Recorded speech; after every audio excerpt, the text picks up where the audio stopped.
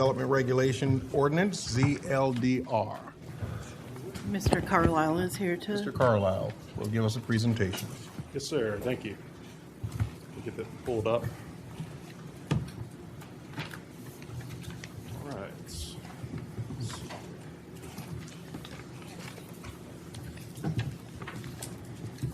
So this request is comp plan amendment. Oh, sorry, wrong one. Let me pull the right one up. So that's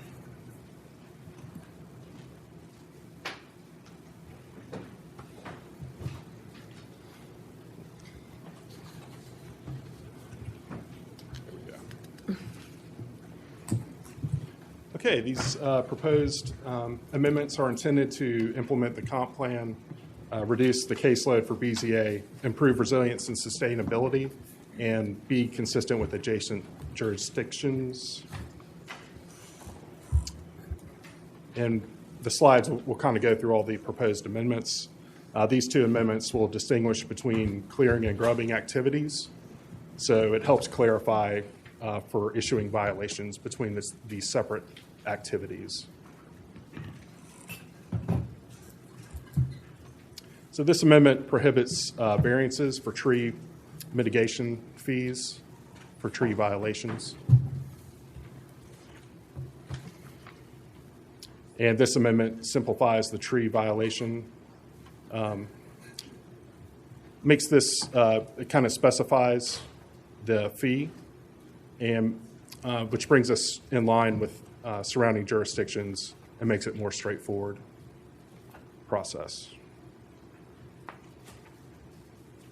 So this amendment will prohibit structural and non-structural fill material and setbacks unless approved by the Public Works Director.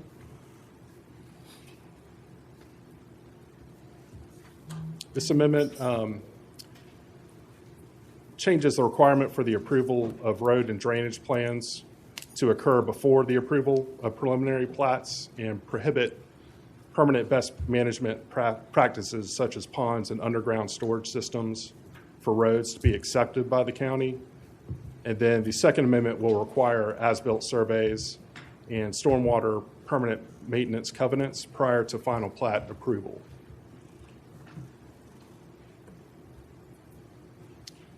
And this amendment amends the definition of tree removal to require BZA approval for healthy branches, limbs, and/or stems with a diameter breast height of 8 inches or greater that originate from below 4.5 feet from ground level.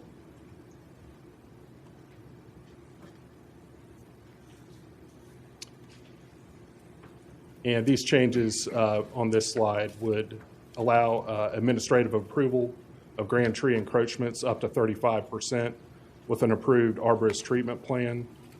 Currently, 25% is the threshold.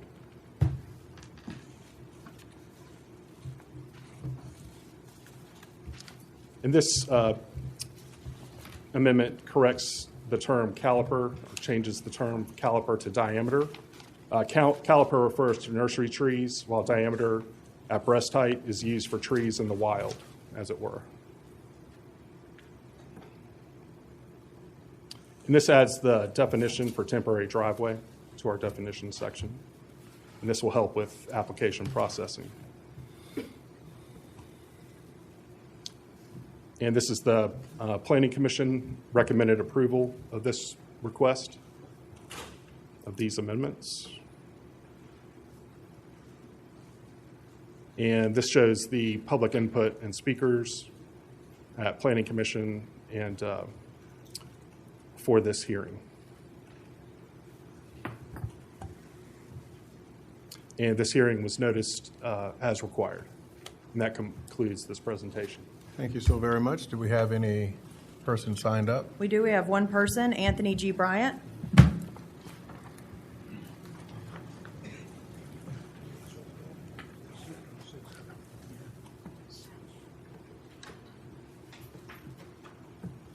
Anthony G. Bryant, 2123 Cortland Avenue, Charlotte, South Carolina, 29403, since 1968. So there's no question in terms of where I live. The issue with this, despite having the South Carolina Department of Social Services make an inquiry with said person and business, which would be affiliated with your 911. But despite that, I was on the BZA. And what I don't hear is the term growth. The whole presentation was what did well. But your responsibility, I think you're missing, is the term growth. What does growth mean in all of this? So how will these costs be passed on to folk? Now, McGuire Wood, on behalf of Dominion Energy, which I made a public comment on the payment plan program, and and they're all over the country, Chicago, Baltimore, every place. And I made that public comment that said group on behalf of Dominion Energy, and we got a problem with growth because Dominion Energy is saying they got a rate issue here, right? And then the rate issue went up, and then you got a pilot program. But see, but the county council in 46 counties, y'all don't understand growth. You sitting up in here, and one word missing over and over again is growth. Okay, we got a size 9 shoe, but we got a 12 foot. Right? So at some point, you got to start looking at, well, we got to get a new shoe. And I'm going to come back here 8 times, right? Because I'm not here for public comment, because that's already covered already. But I'm here to deal with public policy, which is pushing the term that 46 counties in the General Assembly define growth for me, please. All right. 1B, ACP-06-25-00125 and ZLDR 6-25-00134, Kane/road rezoning.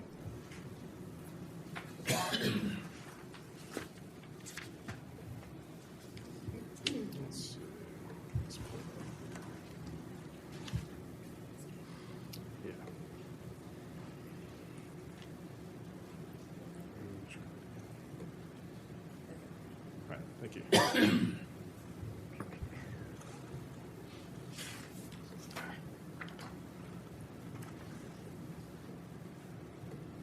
And forgive the technical difficulties.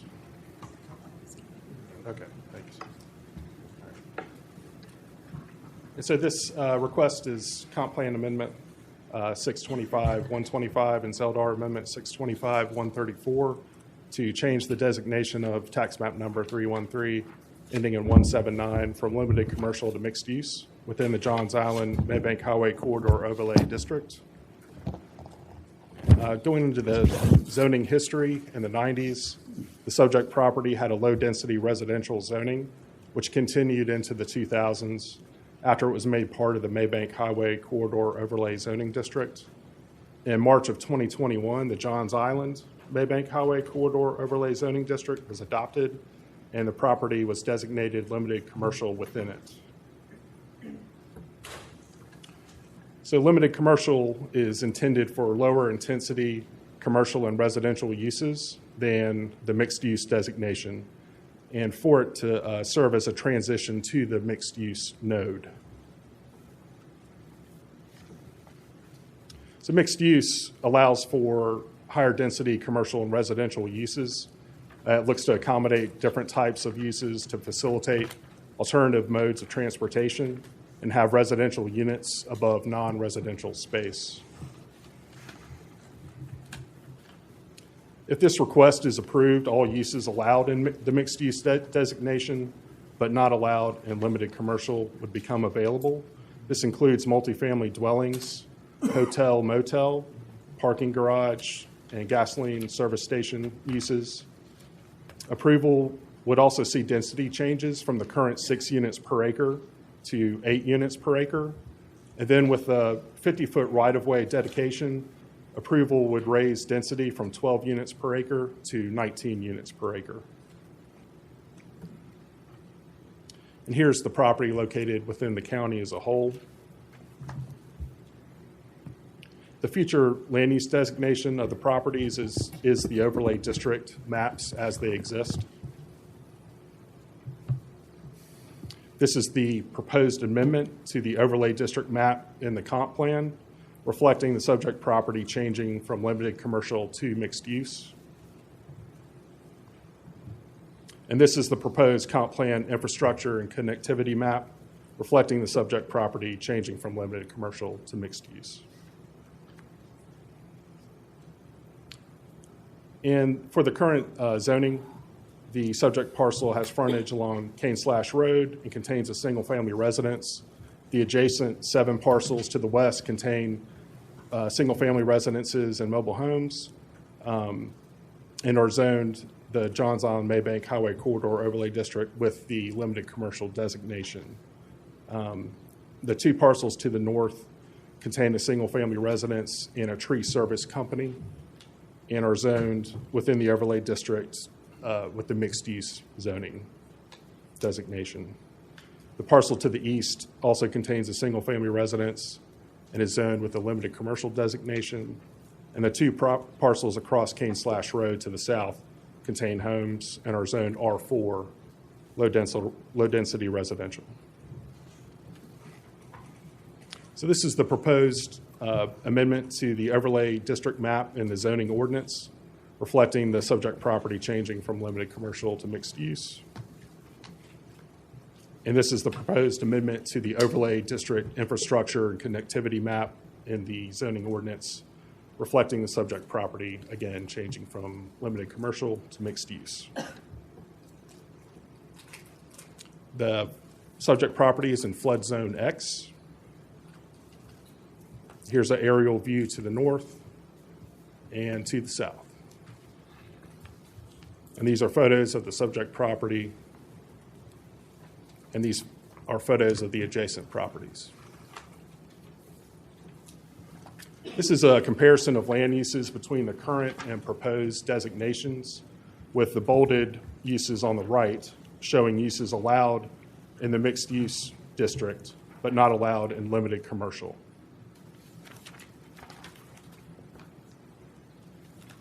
And these are the criteria for comp plan amendments, which may be approved if council determines the proposed amendment is consistent with the overall purpose and intent of the plan, and that one of the listed criteria is met.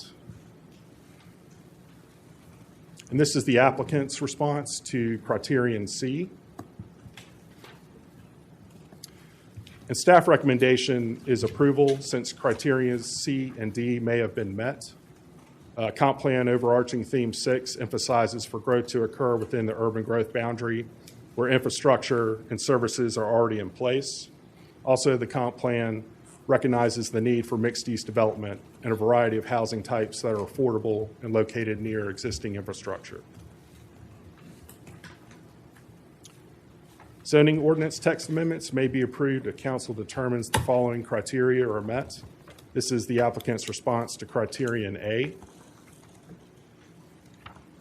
and their response to criterion B, and finally, criterion C. The staff recommendation is that if the comp plan amendment is approved, then staff recommends approval of the Zeldar text amendment.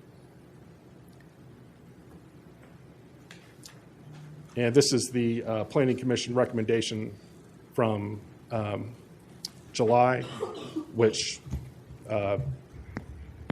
ended with a administrative deferral to meet Zeldar requirements. And so at the August Planning Commission meeting, they recommended disapproval by a vote of 6-2. And this shows the public input received for both the July meeting and the August Planning Commission meeting, as well as the public hearing today. And this meeting was noticed as required. And this concludes the presentation. Thank you very much. Do we have anyone signed up to speak? We do. We have 10 people signed up. The first person's Anthony G. Bryant, followed by Donna Snyder, and then Daryl Snyder.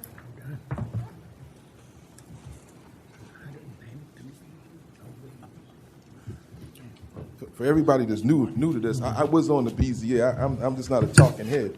I actually participated in this county when it made some sense. So let's get into this, because he went through a whole lot from 1990, and that's a lot for y'all to deal with. Y'all wasn't around in 1990. I was. So I can tell you right now, we had a growth problem. We got a growth problem now. And before I go forward now, the Public Safety Committee should be involved, and Public Works should be involved in this. You're talking FEMA. You're talking a lot of stuff was said, but I didn't hear nobody involved from public works, public safety, because you got to do a public safety right. Because now that's what you got. Because we're growing. So when you're growing, why do you have the sheriff department or somebody here involved in this process? All the years I've been here, I said, where's the sheriff at when we need him? Like in the future, like right now. He should be involved in the planning process. You request permits, people have nightclubs open and whatever, right? And y'all have a big sting with the feds, right? It's real, right? And then all of a sudden, he got a permit, he was an illegal alien, and we find out now. We should know that right now. In the planning process, the sheriff should be involved in that process. Because the number one concern is what? Public safety. So the zoning board and the sheriff should be lockstep together moving forward. I'm just kind of sick of after the fact sheriff stuff. It's like they're in an island by itself. Land use is future. In 1990 was the future there, and there was people who looked like me in Johns Island. It was a future then. What is it now? What is Johns Island really now? Huh? What is it really is? What do you know what it is? South Africa. Donna Snyder, Daryl Snyder, Ellen Silver.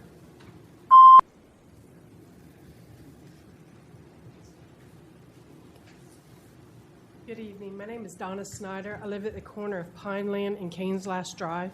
We have 4 neighborhoods, 2 apartment complexes. We are being choked out of our neighborhood. We cannot enter. We cannot exit. We don't need any more development. It's just horrible. The traffic's horrible. You can't walk. You can't ride your bikes. It's not safe. We don't need any more developments in this area, particularly in our neighborhood. Thank you so much. Daryl Snyder, Ellen Silver, Sylvia Parker. Good evening, Board. My name is Daryl Snyder. Live with wife at 1878 Pineland Drive in Cainslash. All right, we're at the August 11th meeting also, which you just approved for the same zoning. It's mixed use and stuff to go in there. We cannot, like my wife said, cannot get out of our driveway. Every morning, we see them backed up from River Road to Grover Road and on down to the other subdivisions. And then from Maybank Highway back up to our driveway on Cainslash.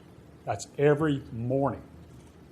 Afternoon, it's like a race fest to get out of there, to get people back home on there. There's not enough patrol out there thing to stop anybody from racing around, but kids are going to get killed in there and bring more housing, mixed use, and everything down there on a dirt road and everything else coming around that curve. We're looking for somebody to get hurt. Approved what y'all did last time. You denied it. You disapproved on it. 6-2. Last time was 190 people had signed up and registered and stuff, petitioning not to get it. Now find out it's right back here on this date, August 26th. I don't understand it. Got to keep coming back in here to ask the same thing, to deny putting another more residential or more mixed use within our neighborhood. No one's changed anything. They continue to build, they continue coming back to the floor, and then it gets approved and passed us. We got to keep on speaking up to try to slow it down. I used to be able to walk out in the street. I can't even cross the street. People's always on there, and the stuff's backed up, turning around in my driveway. I appreciate it. Thank you. Ellen Silver, Sylvia Parker, Anna Kippelblatt. Good evening. My name is Ellen Silver. I live at 2066 UC Street, which is the Oakfield development behind Cainslash. I am here alone, but I have 48 other neighbors from Oakfield who couldn't be here, who have asked me to speak on their behalf and to oppose this upzoning. I also have a statement from Jim McBride, the council member, who said this requested upzoning and others akin to it on Johns Island should not be considered for approval until the state road infrastructure level of service improves at least above level E. Since at least 2019, the level of service on Maybank at the River Road intersection has been worse than F. And he goes on. I was here last time, and the panel was asked, how many of you live on Johns Island? How many of you live on Johns Island? When was the last time you visited Johns Island? Recently. I invited the last panel, and I will invite any one of you. Come spend the night at my house. I used to run a bed and breakfast. I know how to do this. And then try and get to work on time, or get your kid to school on time by leaving you have to leave at 6:30 in the morning to get to work or your kid to school on time. If you have not experienced the traffic on Cane Slash, I invite you to please come experience it. Thank you. Sylvia Parker, Anna Kippelblatt, Susan McLaughlin. Good evening. My name is Sylvia Parker. I live at 2252 Des Arc Road. I'm also in the Oakville development. And I have to say that the infrastructure that supposedly needs to be in place for this growth is not in place. The Maybank corridor cannot support any more mixed-use development. On the corner of Cane Slash and Groveland, there are currently 4 houses that have been built on spec that have been empty for the last 4 months. No one has purchased them. The Twin Lakes development just had a major build-out. Waterloo is having a major build-out. There's a Stanley Martin development on Maybank near River Road. And Hayes Park, again, as Ellen said, if you haven't been to the Maybank corridor lately, you've missed a treat. I have missed many doctor's appointments. I left 2 hours early. It took me 45 minutes to get from the entrance to Oakfield to the Ace Hardware store, apparently a half a mile up the road. I've had to cancel and turn around and go home. It's untenable, so it can't support any more development, and I ask you to please shut this down and vote no. Thank you. Anna Kippelblatt, Susan McLaughlin, Rex Fuller. Thank you for the opportunity to address the council tonight. My name is Anna Kimmelblatt, and I serve as the Communities and Transportation Program Director at the Coastal Conservation League, located at 131 Spring Street. The increase in density requested by the applicant feels significant in an area where infrastructure is still struggling to catch up to development. The current zoning already allows for plenty of density and flexibility of use that would be compatible with the surrounding area.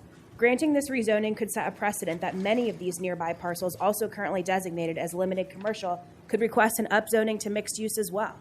We recognize that this parcel exists within the urban growth boundary, but even within the UGB, not every parcel needs to be mixed use, especially on Johns Island. This will further impact the rural character that Johns Islanders are trying so desperately to hold on to. The limited commercial parcels were zoned as such for a reason. The applicant has stated to CCL that there is no development plan for years to come, but we have no way to guarantee that. Once this rezoning is permitted, there is nothing that says they must wait to construct their mixed-use development until the surrounding public infrastructure has been deemed sufficient enough to accommodate it. The surrounding parcels are single-family residences and a low-impact tree business. A mixed-use development located here at the present time does not make sense or seem compatible. At the current time, neither Bluebird Road nor Cane Slash Road can accommodate this type of density, and adding additional pressures on the intersection of Maybank Highway and River Road feels irresponsible.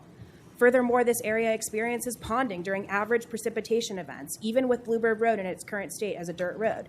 Increasing the impervious coverage in this area will undoubtedly exacerbate this issue.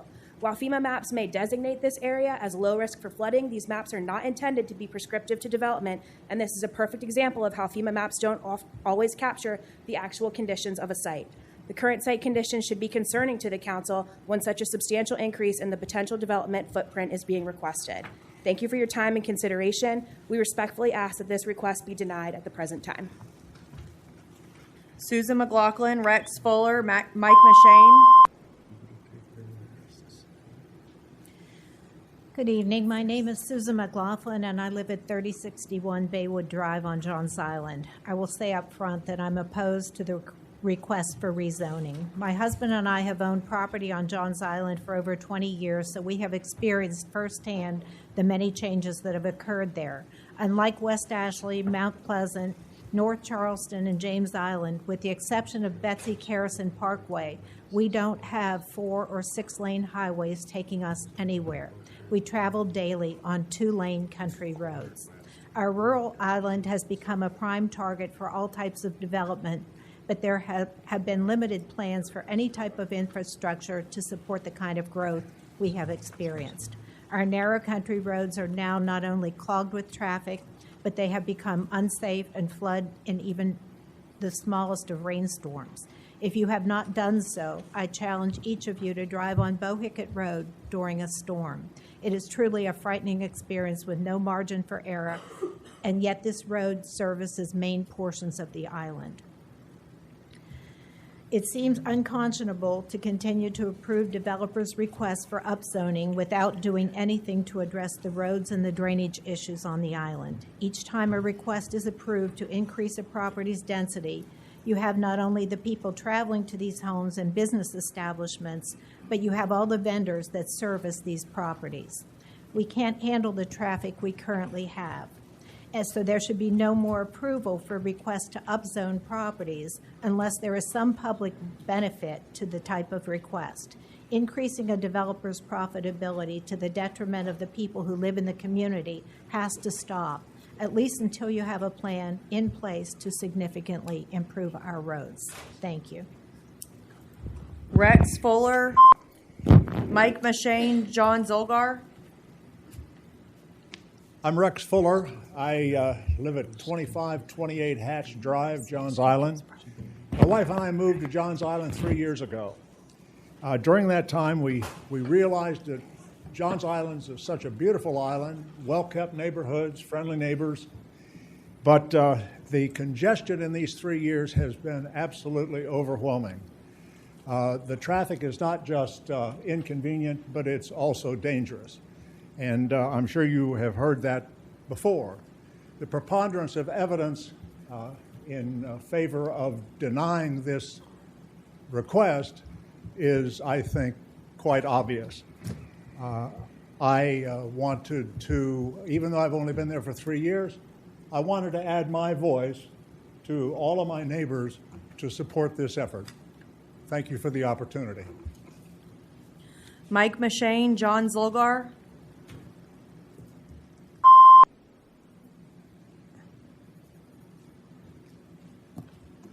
Good evening. John Zlogar, representing the Johns Island Task Force. I think it's pretty indicative that the developer's not here, yet you're hearing a lot of folks from the island themselves. At the 2 Planning Commission meetings, the developer did say several things that I wanted to respond to. One is that he actually has no plans to develop this property. He wants to rezone it, but he has no plans. So it makes you wonder what he's up to. Normally you would have a plan, but again, he's not here to say this, but he said that at the previous 2 Planning Commission meetings. The other thing he said, it was needed to for all the work that's going to come, workforce housing that's needed, or worker housing that's going to be needed for the hospital, which we ain't no idea when that's going to come. But do we really need 60% more houses? Because if you look at it, in May of this year, the county said there were 1,926 approved dwelling units in unincorporated Johns Island. Approved units in the pipeline, almost 2,000. The city, at the same meeting, said they have 1,951 approved dwelling units on Johns Island. This is not raw property that hasn't been, it's going to be developed at some point in the time, maybe 10, 20 years from now. This is almost 4,000 approved units. So the idea that we need this to help us with, our workforce housing or affordable housing or just work housing is atrocious. And if you look at that 4,000 approved units equals about 9,000 more people. So in the pipeline right now, there is enough of housing for 9,000 people on Johns Island and the corresponding traffic. So I certainly recommend that you follow the recommendations of the Planning Commission and disapprove this. Thank you very much for your time. Since the developer was invoked, the developer is the caretaker for his sister who's receiving treatment in Florida. And so just wanted to note that that is why the developer is not here today. And he put that on record with the clerk. Next. All right. All right. 1C, Bees Ferry Landfill Construction and Utility Easement. Notice is hereby given that Charleston County Council will hold a public hearing regarding an ordinance approving and authorizing the grant of 4 construction easements and 2 utility easements to Madison Bees Ferry Owner LLC on a portion of county-owned property identified as tax map number 301-0000026 located at 1362 Bees Ferry Road. Anyone signed up? One person, Anthony G. Bryant. All right.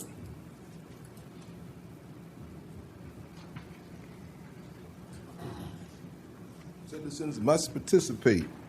It's important, especially when you sign up at the, you make your signatures known to your administrator.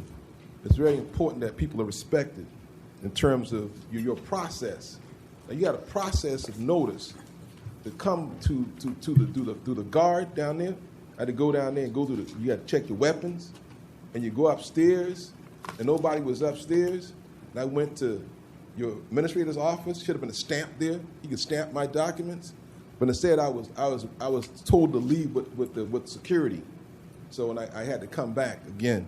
You know, what a great experience for Anthony G. Bryant. Let's move forward.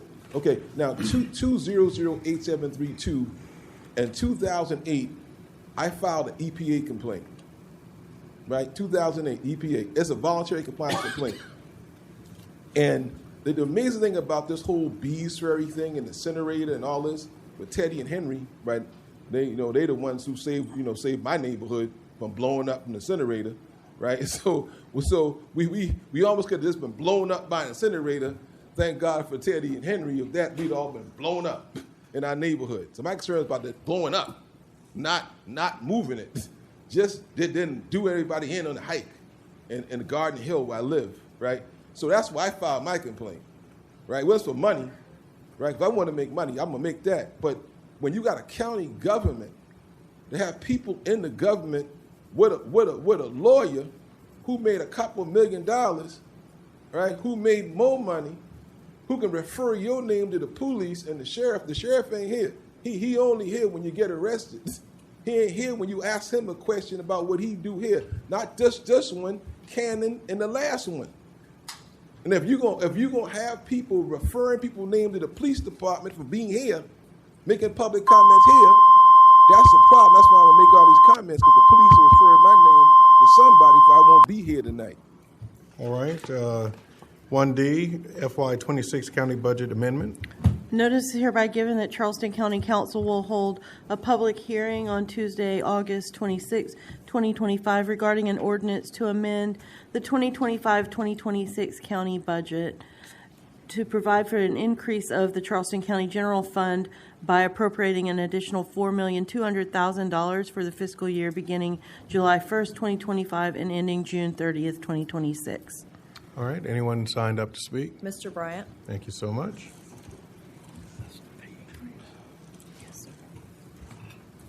So I was looking at Barbara Melvin. Barbara Melvin is going to get a severance pay of $800,000 from the port, $1 million. And somebody lied to us, for the school board or the tax exemption for the school board, City of Charleston Council, y'all. Somebody lying. Now you got people in our community who make under $20 an hour. That's $41,000 a year. And in Charleston, if you make under $20 an hour, according to HUD, the Department of Agriculture, you are at risk to be homeless. Under HUD and agricultural standards, as 3 levels of unhoused, at risk, unhoused, and chronically unhoused. That means you have no productivity whatsoever. And so we're in a situation right now under 20. You under $20. I ain't talking. You over $20. You black, white, green, orange, live in the same neighborhood. We ain't talking to you. You don't exist no more. Not even in the black community. You something else. In my opinion, you white. But if you live under $20 an hour in Charleston, you're going to catch you know what. The numbers don't lie. People that know numbers lie. But the numbers don't lie. At some point, the numbers going to catch you. Don't matter who you are. The day you born is a number. The day you die is a number. In between is a number. It's always a number. The truth is in the mathematics. When you lie in the mathematics, when your day comes to leave here, we all going to die by ourselves. And so when you want to die by yourself, your mama can be there, your daddy can be there, whoever could be there, and you pass, you know, you've been plenty of places got to die by alone. And hopefully you get there, wherever you talk about, you're going to get at. But if you don't help folk under $20 an hour in Charleston, you're going to bust hell wide open. All right, 1E, MRF, perpetual easement to RCRM Family LP. Notice is hereby given that Charleston County Council will hold a public hearing on Tuesday, August 26, 2025, regarding an ordinance approving and authorizing the grant of a non-exclusive perpetual easement to RCRM Family Limited Partnership on a portion of county property located at 8099 Palmetto Commerce Parkway, North Charleston. Anyone signed up? Mr. Bryant? Okay.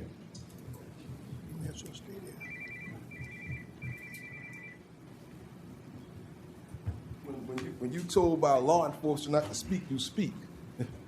When you told by law enforcement you shouldn't speak, you should speak. And you come from my history and legacy of suffering. In this country, a man must speak when the whip is on his back. Only should you speak when the whip's on your back. Now, Palmetto they got $20 an hour up there, right? Don't y'all exempt incentives? Y'all did Boeing, give them all incentives there. They all give them a bunch of incentives at Boeing. Everything on Palmetto Parkway is getting some perpetual for free. What's perpetual? What's perpetual? The death penalty in South Carolina, if you're under $20 an hour? What's perpetual? See, what you're doing is you're disguising growth as something else. See, if you in the growth business, banking, insurance, you make money in growth. You don't see what I see. See, Ralph Ellison had a book called Invisible Man. So before you right now, somebody invisible, you don't even see me. You're just tolerating my moment until it's over. If you make under $20 an hour in Charleston, you are invisible. And so we got to make sure that you know that there's people out here like me who say you don't see them at all. So this public hearings here is really for the visible only. He's not even here. But he's visible with something perpetual. He ain't here, though. The last guy was with his family sick. He wasn't here, but he's visible. And to have an impact on people's lives under $20 an hour. 1F, Tri-County Biological Science Center right-of-way and easement to Charleston Public. Notice is hereby given that Charleston County Council will hold a public hearing on Tuesday, August 26, 2025, regarding an ordinance approving and authorizing, the grant of a right-of-way and utility easement to the Commissioners of Public Works of the City of Charleston, South Carolina, on a portion of county property located at Leeds Avenue and Brickyard Creek Road, North Charleston, South Carolina. Anyone signed up to speak? Mr. Bryant?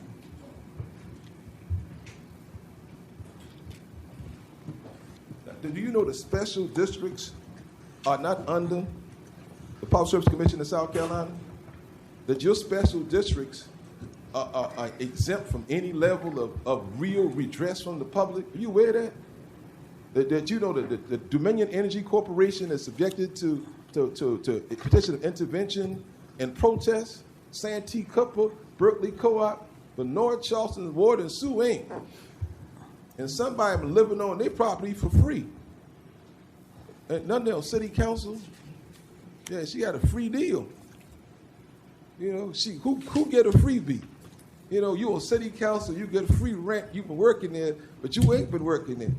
Did that happen under y'all clock? Are you providing appropriate oversight? You know, I don't know. That's why I'm here. I'm making everybody know y'all waiting for y'all 2 minutes to rock the mic. But this is what it's about, the zonings and planning and power. This is what it is. It's right here. You should all be here. Y'all shouldn't be where y'all at. Y'all should be with me. Because the power is in planning and zoning. It's the future.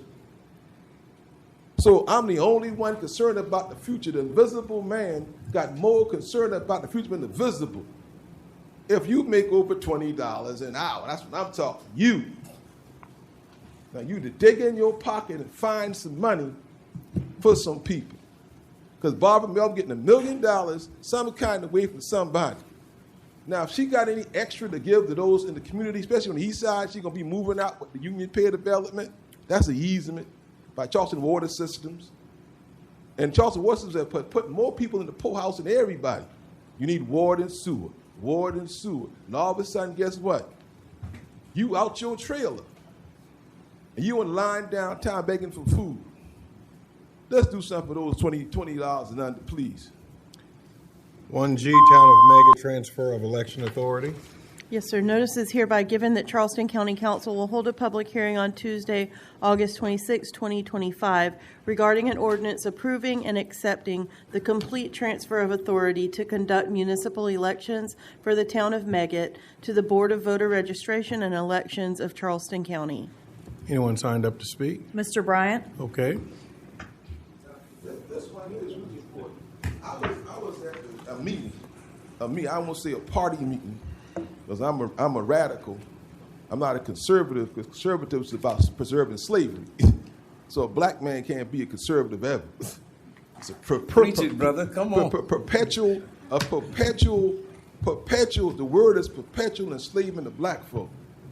That's what that means. I'm a conservative. It scares me to death. So let's talk about this. Somebody got a church, a big church in Mount Pleasant, right? And if I'm running against somebody, and their church got a precinct, you got a high school right there. Not only you got a couple of people at that church in Mount Pleasant. Now I'm a little uncomfortable with somebody's elected official who win all the time, and they can do early voting at their church.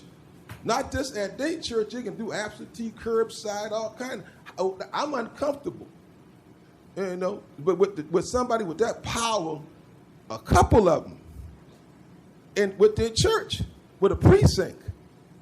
If I'm running against that person, I want that precinct split. I want that precinct out. It's unfair for an elected official, a mayor, a senator, or anybody to have their church as a precinct. Now, I know y'all can say I'm agnostic in South Carolina, and I'm an atheist, or whatever. You talk against Church of South Carolina, you may as well be Jesus and put on the cross.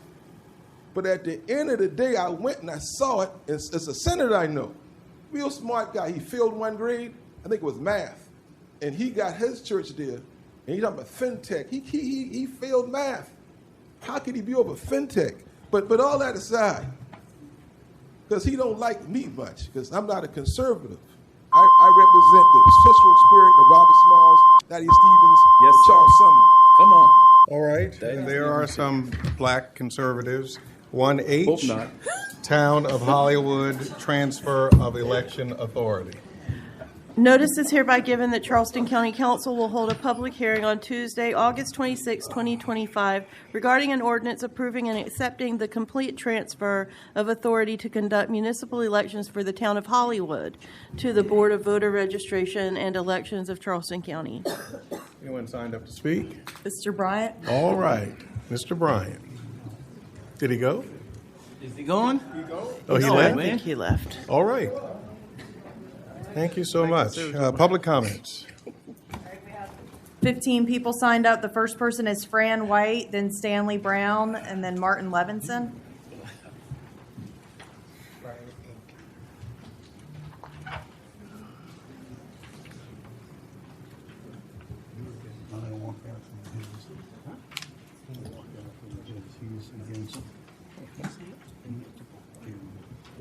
I'm Fran White, representing the 10 Mile Neighborhood Association. In 10 Mile, we have the same developer with its many LLCs and their agenda. What exactly is that agenda? Is it preserving the character of this community? Is it affordable or attainable housing? Is it designing and building homes that complement or fit into the established Gullah Geechee community that is a historic district? Is it supporting or respecting the existing residents who have ties to the community for over 100 years? This developer has built almost 50 homes in this community in less than 2 years in their own low country vernacular or low country classic style. Other developers are also building minor subdivisions in the community. One is currently going through the Historic Preservation Commission for their 4 homes, one of which is now for sale for about $900,000. For context, 10 Mile had its highest numbers of new homes in the 1990 to 1990 timeframe after Hurricane Hugo, followed by 2000 to 2009, where 59 and 51 homes were built or placed on parcels, respectively, in those decades. After that, the numbers tapered back down. What's going on right now in 10 Mile is not smart growth, nor preserving the prevailing character. It is a takeover. It's gentrification. It's disrespectful. Please help us to fight to preserve, protect, sustain, and improve 10 Mile, where the existing and future residents thrive together. Stanley Brown, Martin Levinson, Mike Bruce.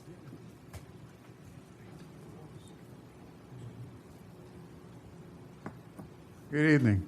Stanley Brown. I reside at 1044 Theodore Road in the 10 Mile community. I pay taxes for 976 Bellas Lane, also in the 10 Mile community. My concern is the same as hers.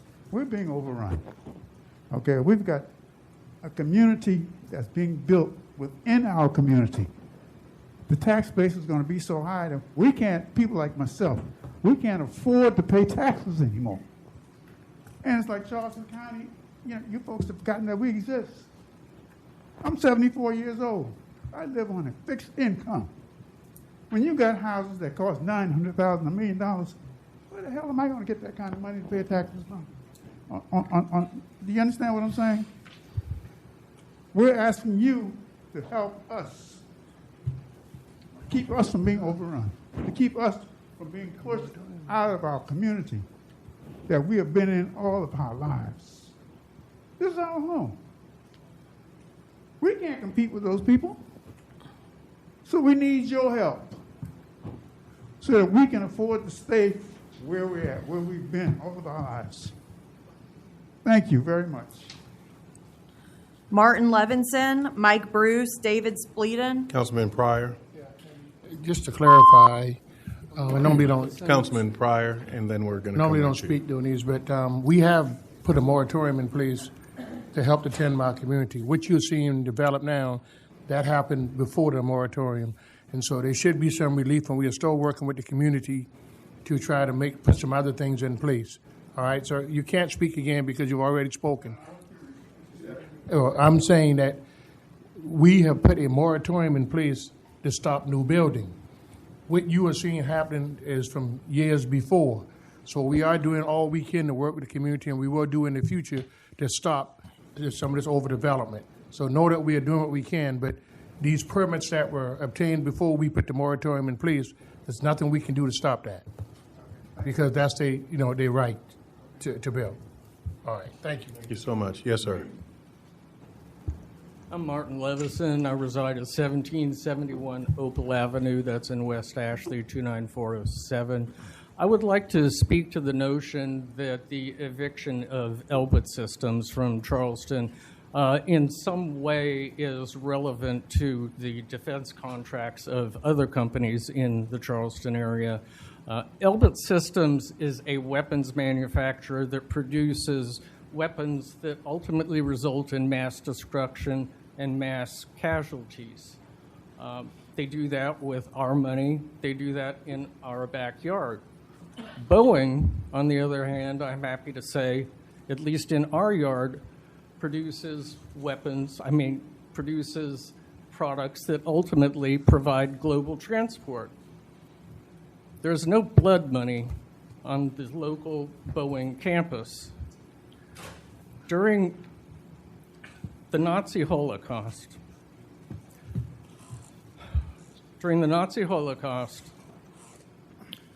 both GM and Ford made massive profits. They did this in Eastern Europe by working for and supplying equipment to the Third Reich. They enlisted labor from enslaved Jewish prisoners from the concentration camps. Elbit Systems of Ladson does not need slave labor. They have the Charleston County Council. I encourage all of you to investigate this and shame all of you who refuse to even investigate the possibility of removing the contract with Elbit. Mike Bruce, David Speeden, Kirby Brook. Mr. Chair, council members, my name is Mike Bruce. I am the pastor at St. Mark United Methodist Church, located at 413 Geddes Avenue in the Geddes Hall subdivision of West Ashley. I'm here for two reasons tonight. One, to express my very, very deep concern about the establishment of a target practice zone in the backyard of a next door neighbor to my church. It greatly endangers my church. It greatly endangers the people who participate in the activities and ministries of my church, and it greatly endangers the neighbors of this man. He takes his weapons and he goes at various times of the day and night and discharges them. God knows where they go. My church does have an active day school, which will be coming back into session in a couple of weeks. And when it comes into session, we will have approximately 82 children between the ages of 12 months and 4 years of age that will be there Monday through Friday. We've had two episodes, one where they had two classes in the backyard of the church in a playground playing. Weapons were discharged by our neighbor. Our teachers ran the children off the playground, and the day school had to go into lockdown. We also had an episode last October during a trunk or treat in our parking lot where he discharged his weapons as well. The second reason I'm here is I want to encourage you to help fix this as expediently as possible. Help make it where the neighbors, my members, and the people who participate in the church feel safe again. There are some neighbors here tonight. Some have signed up to speak. I'm going to ask you to stand. Not all of them got to, but they're here because they are feeling in danger. I'm a minister. I kept this to 2 minutes. It's a miracle. Mike's David Speeden, Kirby Brook, Harvey Bennett. David Spedden, 3429 Tumor Kiln Circle in Mount Pleasant.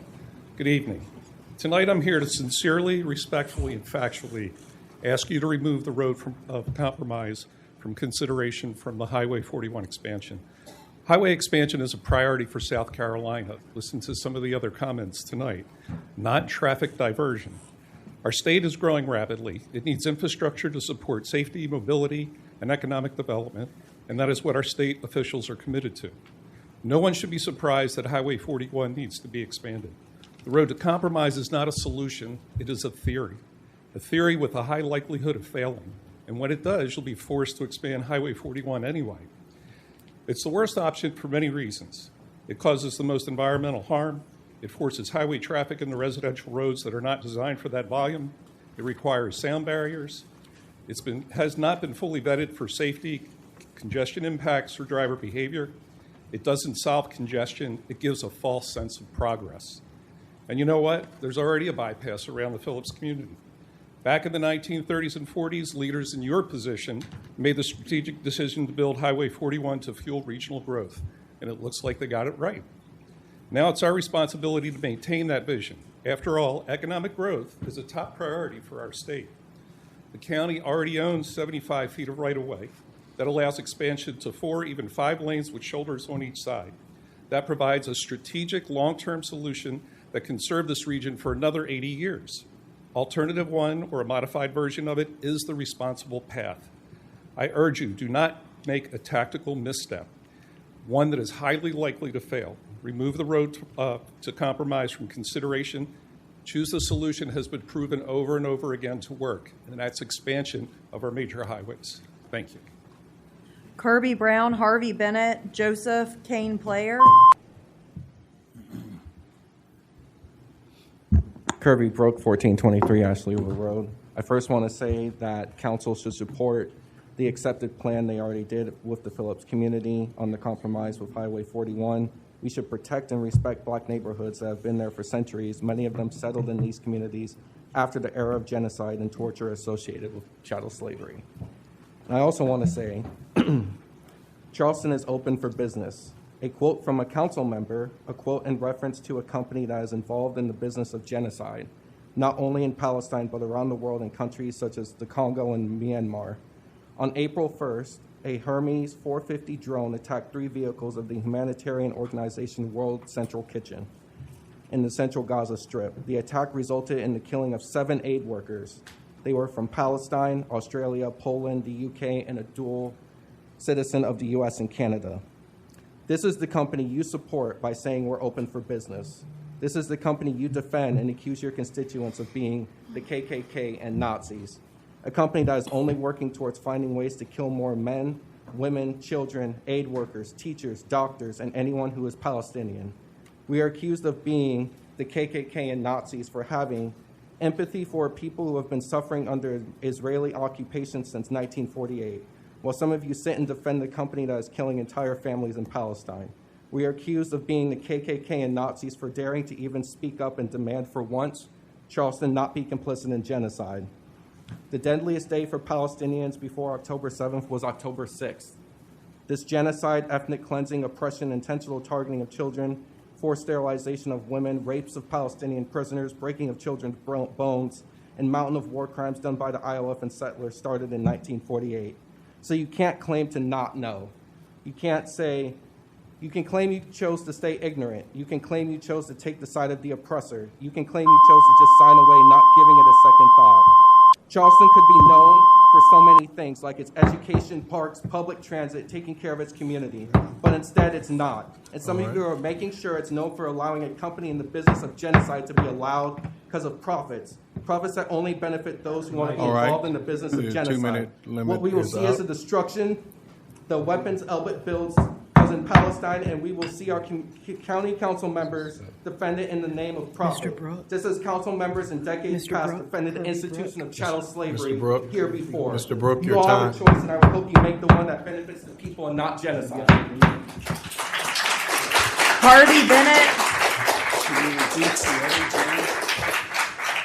In order, do they get extra time, or do we reduce Harvey it? Bennett, I live in 5513 Colonial Chatsworth in North Charleston. My comments today are taken directly from the United Nations Special Rapporteur for Palestine Human Rights 2025 report, From Economy of Occupation to Economy of Genocide. After the events of October 7th, 2023, long-standing systems of control, exploitation, and dispossession of the Palestinian people were mobilized to inflict mass violence and destruction in Gaza. Corporations that previously enabled and profited from the economy of occupation are now involved in the economy of genocide. Since 2023, Elbit Systems has cooperated closely in Israeli military operations and was awarded the 2024 Israeli Defense Prize. Drones developed and supplied by Elbit Systems have been omnipresent killing machines in the skies of Gaza. This report shows why the genocide carried out by Israel continues, because it is lucrative for many.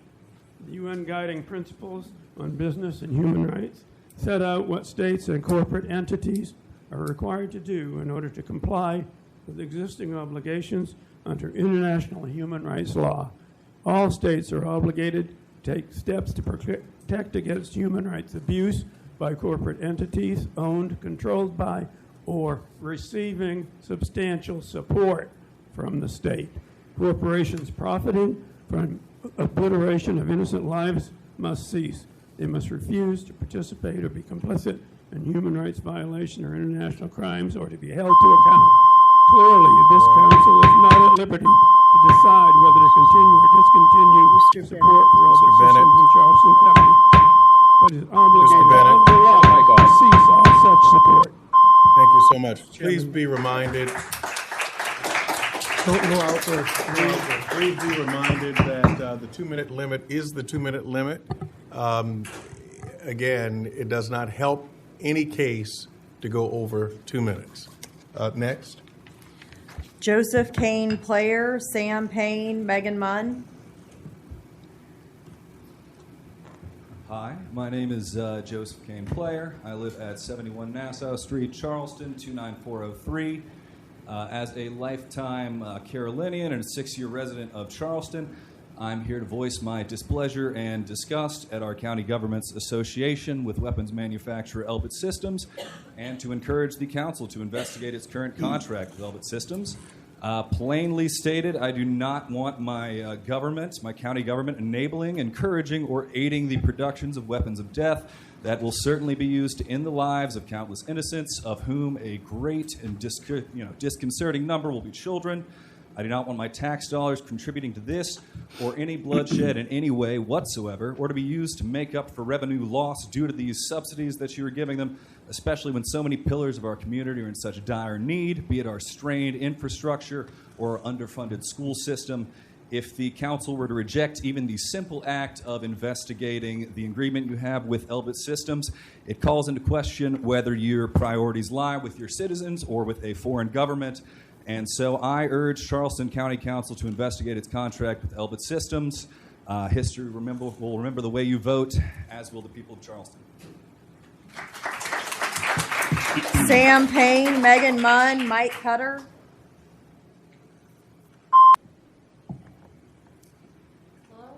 My name is Samantha Payne. I'm a resident at 1079 Lockhart Street, and I'm speaking here on behalf of my grandmother, Ava Brumschick, who is a Holocaust survivor. I spent my whole childhood listening to her stories. There are two that have always stuck out in my mind. One is the day she was kicked out of school at the age of 9, and her entire class walked home with her because somehow they understood that she wasn't coming back. The other is of the day she left Danzig in 1945 with her mother. And the one thing she remembers from that day is how badly she wanted to protect her mother from seeing all of the corpses that were lying all over the side of the road. My grandmother has taught me that there are two lessons from Jewish history. One is never again, for anyone, anywhere, for any reason. And the other is that every individual, including myself, is responsible for speaking out against genocide. I'm asking you in her name, please vote to kick Elbit County out of SC. Do not fund this genocide with the tax dollars from Charleston County. Do not defame the protesters as anti-Semitic. We are not. We are protesting a genocide because we believe and we know that is the right thing to do. Thank you. Megan Munn, Mike Cutter, Sam Carroll.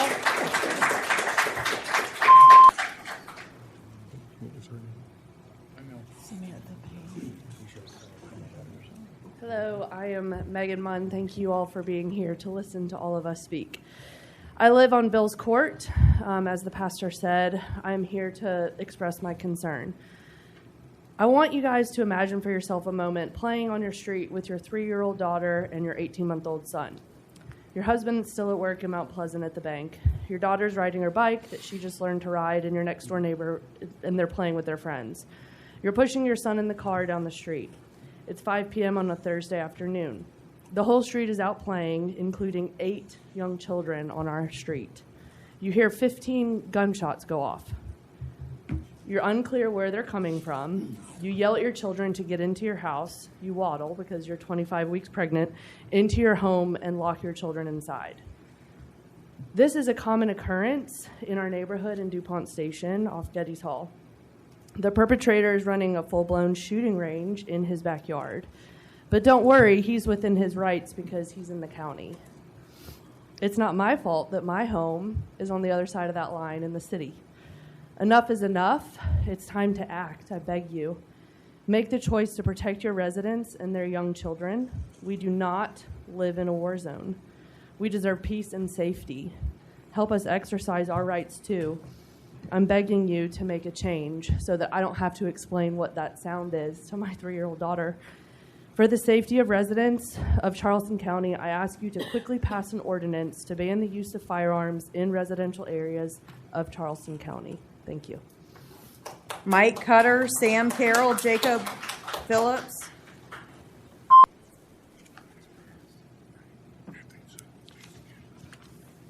Good evening. I'm also a resident of Bill's Court, and I want to back up what Megan says here.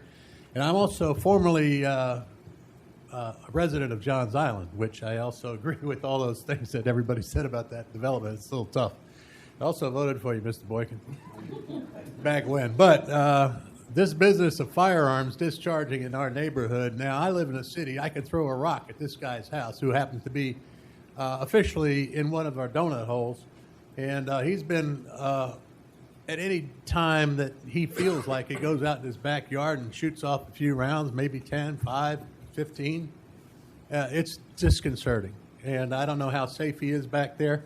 I can't imagine because his nearest neighbor is 25 feet away on both sides. And it's just hard to believe that this man could do this sort of activity and not have to suffer any kind of consequences. You only get a slap on the hand, not even that, because Charleston County apparently does allow shooting in your backyard if you don't live in if you live in an unincorporated area. Now, like I said, I live in the city part. He doesn't.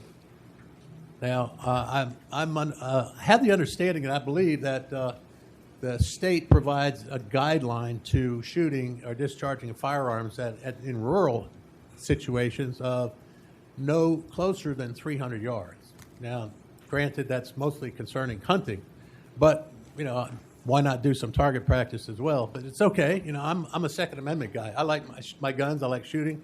I don't hunt, but I do target shoot, and I'm a competitive shooter. So I appreciate that, but I'm also a safe guy, and I'm not sure that this guy is really safe when the next house over is 25 feet away. And within 300-yard radius of this guy's house, you've got a school, you've got a church, and you've got probably anywhere close to about 25 to 30 homes. Thank you so much. Sam Carroll, Jacob Phillips, Courtney Napier.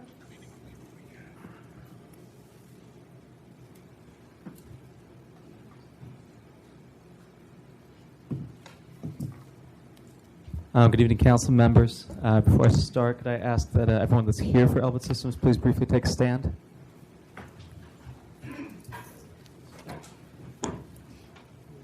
Thank you. I'm not quite sure how often all of you get to your emails, but I do have a couple of printouts from the Atlanta chapter of the Jewish Force for Peace that was sent to you, I believe, earlier last week. I'd love to pass them out to you at some point in time when appropriate. There's a couple of excerpts out of here in case you didn't have the chance to read it, that I'd like to reiterate here. To the honorable council members of Charleston County, the Atlanta chapter of Jewish Force for Peace writes to urge the council against expanding the geographic coverage of a so-called hate intimidation ordinance that incorporates the International Holocaust Remembrance Alliance, otherwise known as IHRA, working definition of anti-Semitism. The IHRA definition conflates Jewishness, a religion, and cultural identity with the political ideology of Zionism. Jewish people do not share a singular support for Israel. Defining anti-Zionism or criticism of Israel as anti-Semitic is an affront to Jewish values that require us to stand with oppressed people, especially Palestinians who are subjugated to a genocide and apartheid in our names. Skipping ahead here, the council's expansion of the IHRA definition would be particularly shameful given the presence of an Elbit Systems factory in Ladson, South Carolina, with the support of local tax breaks, so embedded. Elbit provides a huge proportion of Israel's arsenal and tools of surveillance. The company is so embedded in Israel's war machine that the United Nations report recently named the company as a part of a joint criminal enterprise that enables Israel's genocide, which has killed more than 60,000 Palestinians in Gaza since October 2023. Those left alive face a famine created by Israeli policies. To avoid shared responsibility for Israel's crimes, this council must sever any community ties with Elbit. Until then, Elbit's Ladson factory will continue to draw protests from peoples of conscience, just as other Elbit facilities have faced around the world. Indeed, the members of JVATL have called to eject an Elbit subsidiary from Thank you. Jacob Phillips, Courtney Napry, Anna Long. Good evening. My name is Jacob Phillips of 2618 Seymour Avenue, North Charleston. I'm here today to call on City Council to once again reconsider the moral and ethical contradiction in continuing to maintain the FILET agreement with the genocide profiteers at Elbit Systems, and to block the wrongly named resolution that seeks to change the definition of anti-Semitism to include anti-Zionism. Back in March of this year, activists came to speak at, just like this one, a council meeting. Subject in question that night was not related to the issue of Palestinian or Israeli sovereignty, the war, or the genocide which has been taking place, in which 4 out of 5 Palestinians killed in Gaza were non-combatants.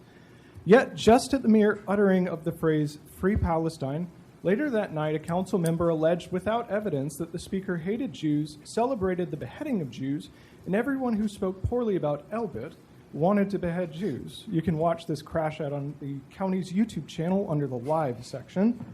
Thus demonstrates the critical issue with passing this resolution. The chief goal of the legislation isn't to curtail hate, intimidation, nor anti-Semitism. Bad faith actors, like that one such council member, want to silence and imprison Charlestonians exercising their First Amendment right to bring attention to war crimes being committed by the State of Israel. Just last week, hundreds of thousands of Israelis in Tel Aviv took to the streets calling for the end of the war. And you know what their government said? They said they were pro-Hamas and imprisoned many anti-Semitic Jews. If the council sought to curb hate, intimidation, and anti-Semitism, they should start with curbing the conflation of the Jewish identity with that of the ultra-nationalist genocidal regime, rather than giving bad faith actors an avenue to levy bogus criminal charges against Charlestonians exercising their First Amendment right to condemn the genocide of Palestinians. Thank you so Courtney very much. Napry, Anna Long.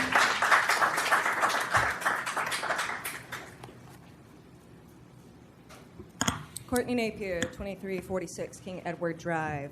I implore the council to terminate the FILET agreement with Elbit, who recently sent a howitzer cannon to Israel to carry out their genocide on the Palestinian people.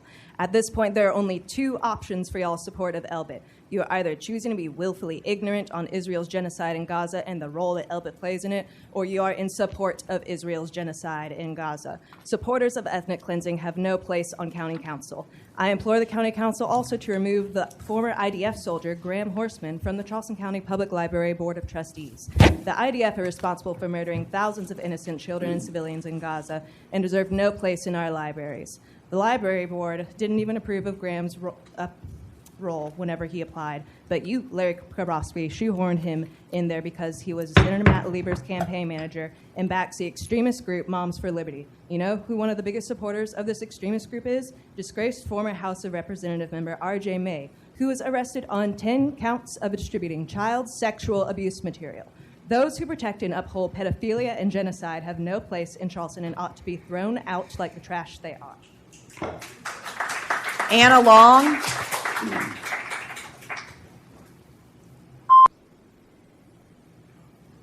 Hi, my name's Anna Long. I live at 5620 Aldrich Avenue in Councilman Wehrman's district. I'm Jewish, and I'm here tonight not to talk about Elbit, although I am against the tax funding Elbit Systems. I'm actually here tonight to talk about the proposed hate intimidation ordinance that's having its first reading later tonight. So as a Jewish person, I obviously stand against anti-Semitism. Like most Jewish families, mine has felt the horrific and traumatic impacts of the Holocaust. The only survivors in my family were the ones that left decades before the Holocaust officially started in Eastern Europe. And The rest were all victims of genocide. But common definitions of anti-Semitism, like the one from the IHRA that's referenced in the city of Charleston's similar ordinance, which I understand y'all are looking at to inform the one that's being read later tonight, don't protect Jewish people. Instead, they simply equate calling out the racism that is inherent in the existence of the Israeli state, as well as any criticism of Israel's genocidal actions, illegal. And they even ban people from making comparisons between the Nazi regime and the contemporary Israeli government, even when there are Israeli politicians who are unabashedly and openly quoting Hitler.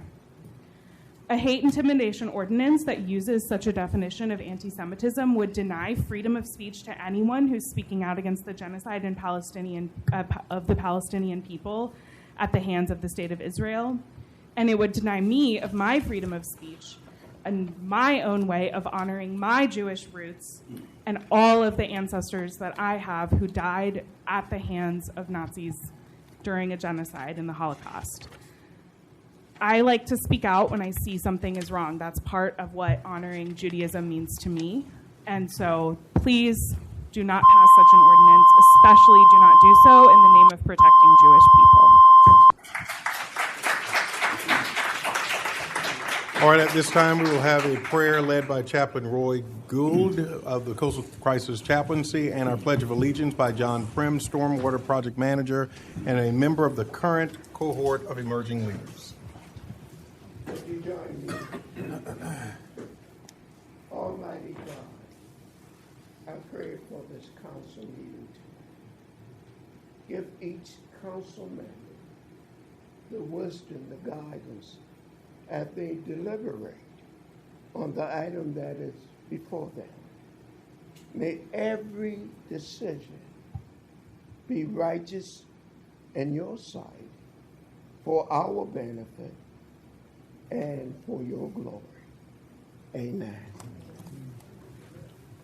To the flag of the United States of America and to the republic for which it stands, one nation under God, indivisible, with liberty and justice for all. Freedom of Information Act. In compliance with the Freedom of Information Act, notice of meeting and agendas were posted and distributed to news media and persons requesting notification. Item 2, minutes of the July 17th and July 22nd meeting. Probably moved and seconded. All those in favor, let it be known by saying aye. Aye. Opposers, nay. The ayes have it. Item 3, old business. Mr. Wehrman, require oath of office for boards and commissions appointed by county council. Move to approve. No. This is reconsideration, Mr. Werman. Mr. Wehrman? Well, I guess this is sort of a point of order. I mean, I was sort of unclear. Do I need to make a motion to reconsider, or is it on a reconsideration where a motion like Mr. Boykins might make sense? Yes, sir. Okay, then I move to reconsider our decision from last council meeting regarding requiring the oath of office for boards and commissions appointed by county council. Second for discussion. All right, probably moved and seconded. Discussion, Mr. Wehrman. Very good. Well, thank you, Mr. Chairman. I know I think I mentioned this last time. This obviously came up. And I guess the procedure we were at that point was that it had previously been on an agenda, so I don't think it went through a committee, or maybe we did the committee that day. In any event, certainly wanted to have some time to revisit that. I know we did receive some public comments about it. I suspect some folks here in the audience are with us tonight for that reason. And so, you know, I've certainly talked to constituents and other citizens in our county who are opposed to this. And, you know, I think I've said it before. I don't believe this is just about the oath. I really don't trust it. If that was true, we wouldn't have these issues of, you know, why is this really being targeted at the county? Why is it not, you know, applied on all these other levels that I think was discussed last time? So, you know, I suspect, frankly, that it's far more likely that this is some prelude to, you know, I don't know what it's going to be, calls for us to start removing people from the library board, maybe some attempt to use some other process to do it. But I don't think this ends the debate. I don't think that giving in to this sort of pressure campaign is really going to be the end of it. I mean, on some level, I hope it is, but I don't believe that's the case. So, you know, I've spoken with a number of folks on the library board, and I think they've made it clear that they don't have any ideological issue. There's not folks out there who are anti-American or anything like that who are serving on our library board. I think, they have gotten certainly a bad rap through all of this, unfairly so. I think they're doing great work, extraordinary work, and they should be commended. But I would urge this county council to reconsider its decision, because again, I think this is just going to invite more of the same. And the easiest way to avoid step 2 is to not take step 1. So that's why I would urge us to reverse our course and vote no. Mr. Boykin? Chair. Mr. Wehrman, I share your sentiment in the sense that why Charleston County, why our library board, why we being made an example of. This whole thing was a political stunt by one political person, and I don't like the fact that they're using us for their political purposes. None of us have an issue with taking the oath to the Constitution of the United States for the state of South Carolina, because every one of us did. And again, through my entire law enforcement career, county, state, and federal, I've taken it over and over and over. And like Judge Ross said, I think it took. At least I hope so. My issue on this whole thing is that we deferred it to the end of last year when the legislature was in session. I'd made a request for them to codify this, make it plain and simple, and make it applicable to all boards and commissions statewide, 317 counties and municipalities, and God knows how many boards and commissions there are under that. And I thought, how simple just to clean this up. We got an AG opinion. I understand, it has weight, but it's not the law. It's just an opinion. So a simple fix our legislature could have led and done it. And I'm disappointed in them. But this thing remains a political prop, and it's a distraction for our folks. And I thought the easiest thing to do, since they failed to take the lead and do their job, in my opinion, for us to move forward and have our folks take it and end. The more we leave this out there, the more the fire burns, the more political hay they make out of it. This is the easiest way. Our boards and commissions, at least the library board, asked for our guidance. We've given it. I gave them a chance, and they failed us, as far as I'm concerned. And this, and my point is, there's no harm in it. I think no one should have an issue with taking the oath of the United States Constitution or the state constitution. None of us do.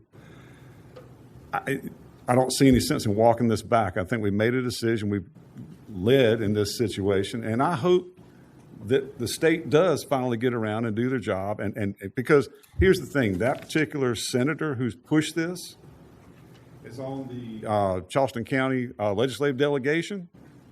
And they have not even made their own people on the boards that they appoint take these oaths. So how hypocritical is that? And again, that same senator also represents Colleton and Dorchester County in his district, and I don't believe he's gone and visited their county councils at all.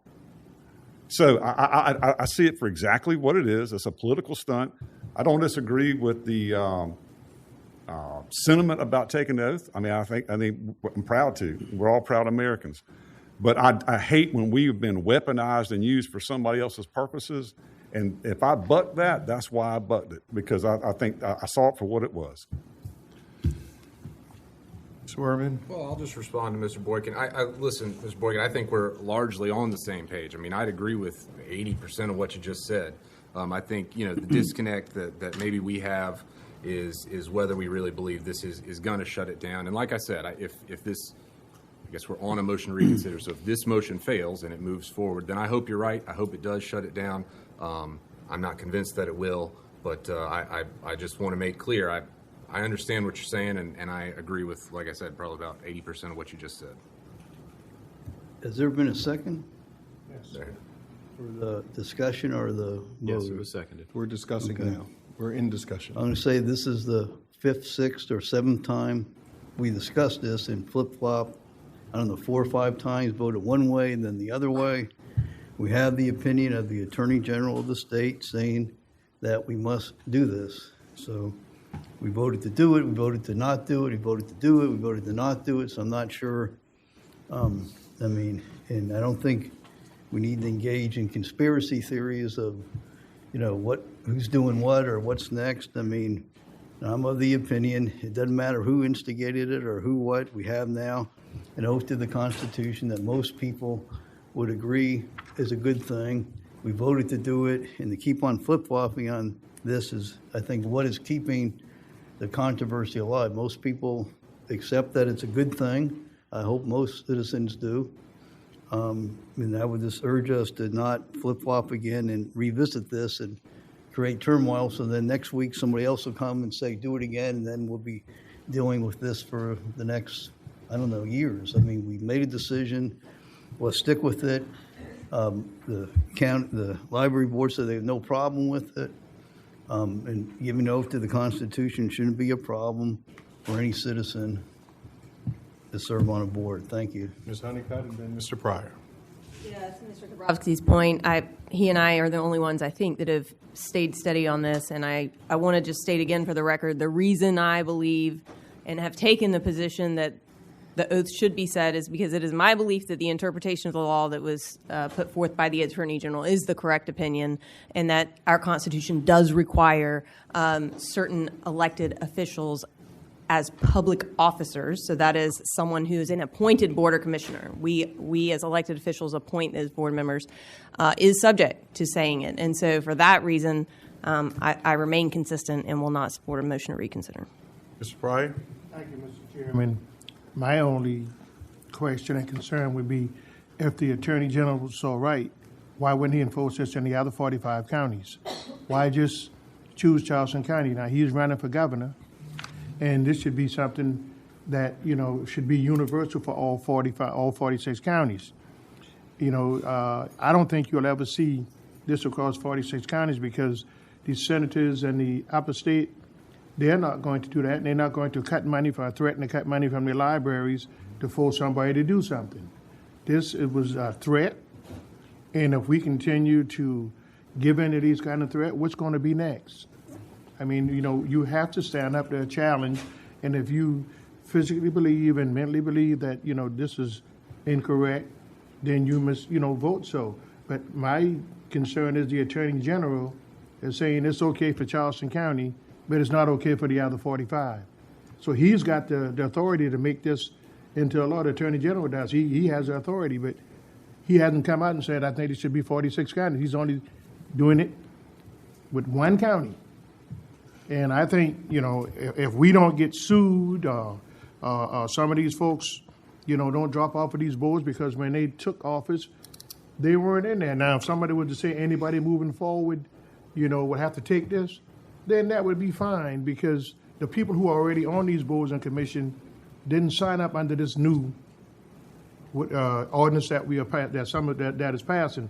And so if it was for anybody coming on being new, that might be something, I can get on and I can support. But to tell me I came in under one auspice and then you're going to change before my term is up, it's like somebody coming to county council, or the state coming to county council and saying, okay, y'all signed up for this, but now we're going to change, and you got to do this. I'm telling you, this is just a precursor to worse. If we continue to let the state, well, not the state, but one, because all the rest of the people in this delegation down here has not signed off on it. There's only one senator that I know. Okay, so I got my reasons and my suspects on this too, but I'm saying if the Attorney General, everybody keep quoting the Attorney General, if this was so right, he would make sure that it's done through all 46 counties, not just one county. Mr. Moody? Reverend Middleton, and I'm happy to have the discussion again. Mr. Werman, your thoughts are considered as always, and Mr. Pryor, you make a great point. I said that when it first came up. What makes us so special? Mm-hmm. It was a bunch of nonsense political stuff. Now, I'm going to continue to support this. I think it's the right thing to do, and I hope that this wins the conversation. But, I look at a bunch of people that are squawking the loudest. They're quick to sign petitions. They're quick to do this. They're quick to do that. But those cowards won't lead. Republicans have a 12-10 advantage in the local delegation. They have not called a legislative delegation meeting to make this happen on their own. Lead. They don't lead. I think we're going to lead by doing this. I hope that ends the conversation, but I appreciate the thoughtful conversation. Thank you, sir. Mr. Sass? Thank you, Mr. Chairman. I agree with you, Mr. Moody and Ms. Honeycutt. Mr. Worman, good points. But I think it's time for us to do this. It's been pointed out that we should be doing it, and I think we should. And I'm all for it. Thank you very much.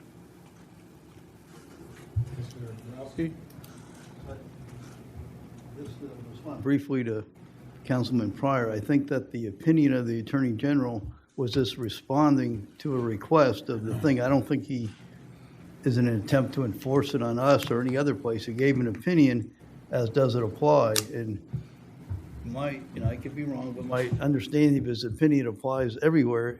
But what other councils do, we have no control over. I think his opinion was that it should apply everywhere. I don't think he was saying it should only be applicable to us. That's just my understanding of it, Councilman. I don't think he was trying to say that it's only applicable here, because that would make no sense. It applies everywhere, was my understanding, under the interpretation of the Constitution, so we're just following the law.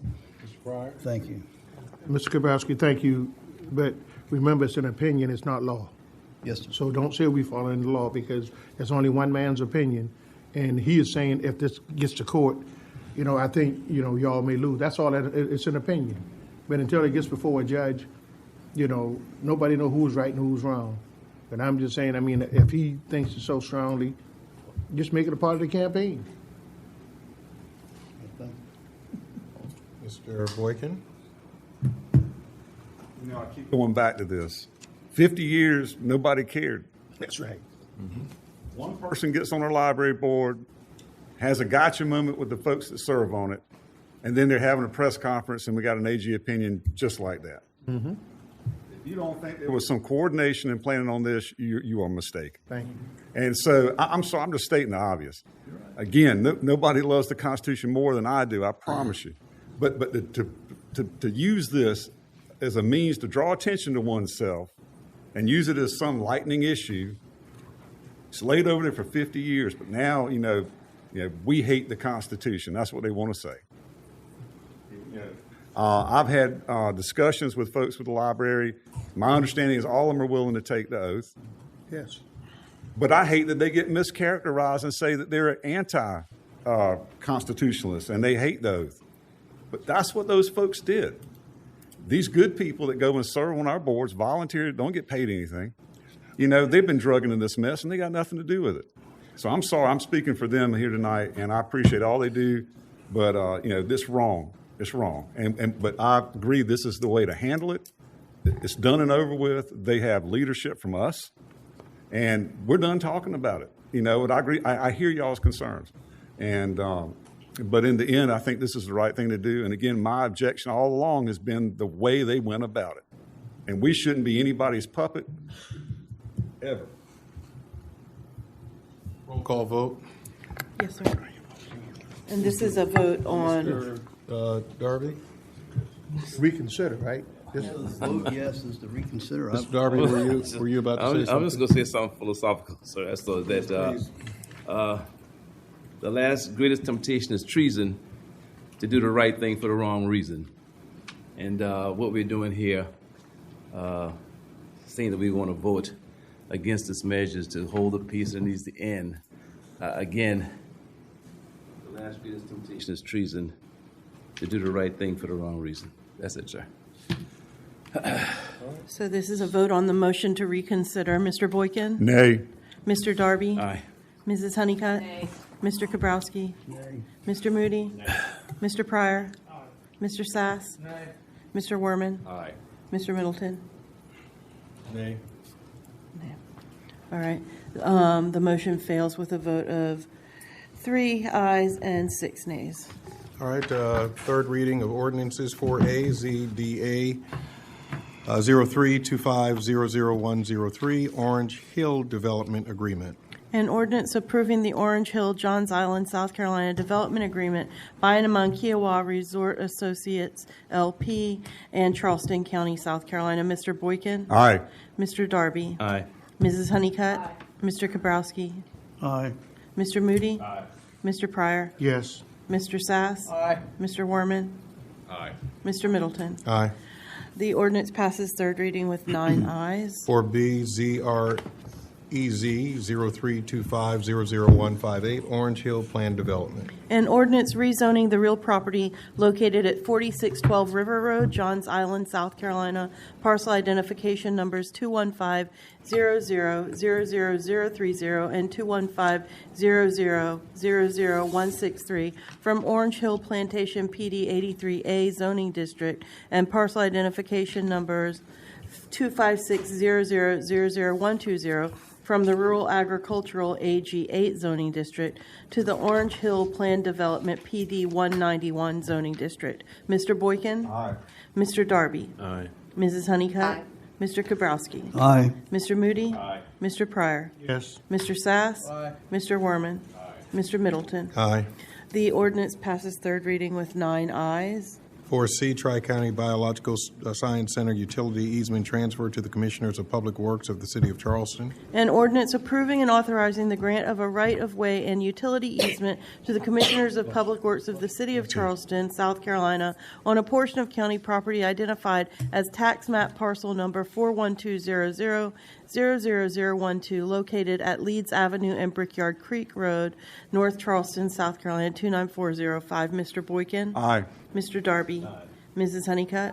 Mr. Kabrowski? Aye. Mr. Moody? Aye. Mr. Pryor? Aye. Mr. Sass? Aye. Mr. Werman? Aye. Mr. Middleton? Aye. The ordinance passes third reading with 9 ayes. 4D, Bees Ferry Landfill Construction and Utility Easement Transfer to Madison Bees Ferry Owner, LLC. An ordinance approving and authorizing the grant of 4 construction easements and 2 utility easements to Madison Bees Ferry Owner, LLC, a Delaware limited liability company, on a portion of county property identified as tax map parcel number 30100000026, located at 1362 Bees Ferry Road, Charleston, South Carolina, 29414. Mr. Boykin? Aye. Mr. Darby? Aye. Mrs. Honeycutt? Mr. Kabrowski? Aye. Mr. Moody? Aye. Mr. Pryor? Mr. Sass? Aye. Mr. Werman? Mr. Middleton? Aye. The ordinance passes third reading with 9 ayes. 4E, FY26 Budget, Mr. Kabrowski. Chairman, I'd like to make a motion for an amendment to reduce the millage to 35 mills. I understand that we would have to reduce revenue. I would ask us to reconsider the pay raise of $4.2 million. And I believe, if I'm correct, there's a matter of public record that there's an offer of $30 million on a building. I think in view of, we heard from the gentleman from 10 Mile, I agree with him. A lot of people are having trouble staying in their home. And although, with the sales tax, the incentives that we do, I agree, we always, every meeting, we talk about how businesses will thrive and they'll spend more of their own money and create jobs and opportunities. If we're able to do that for corporations that we do every week, I feel the same would apply to the tens of thousands of homeowners who pay taxes on their homes. They will put that money to better use and cause our economy to thrive. Every week I hear passion about how it's good for business and the public to give these tax incentives. Often we don't know the names of the companies. We don't know where they're from. So that's my motion. Yeah, Yes, I was thank just about to ask, because we've moved into discussion. So I'll second it for the sake of discussion. Mr. Guile, can you tell us the impact of a reduction of the mill from 38 mil, I guess, after reassessment to 35?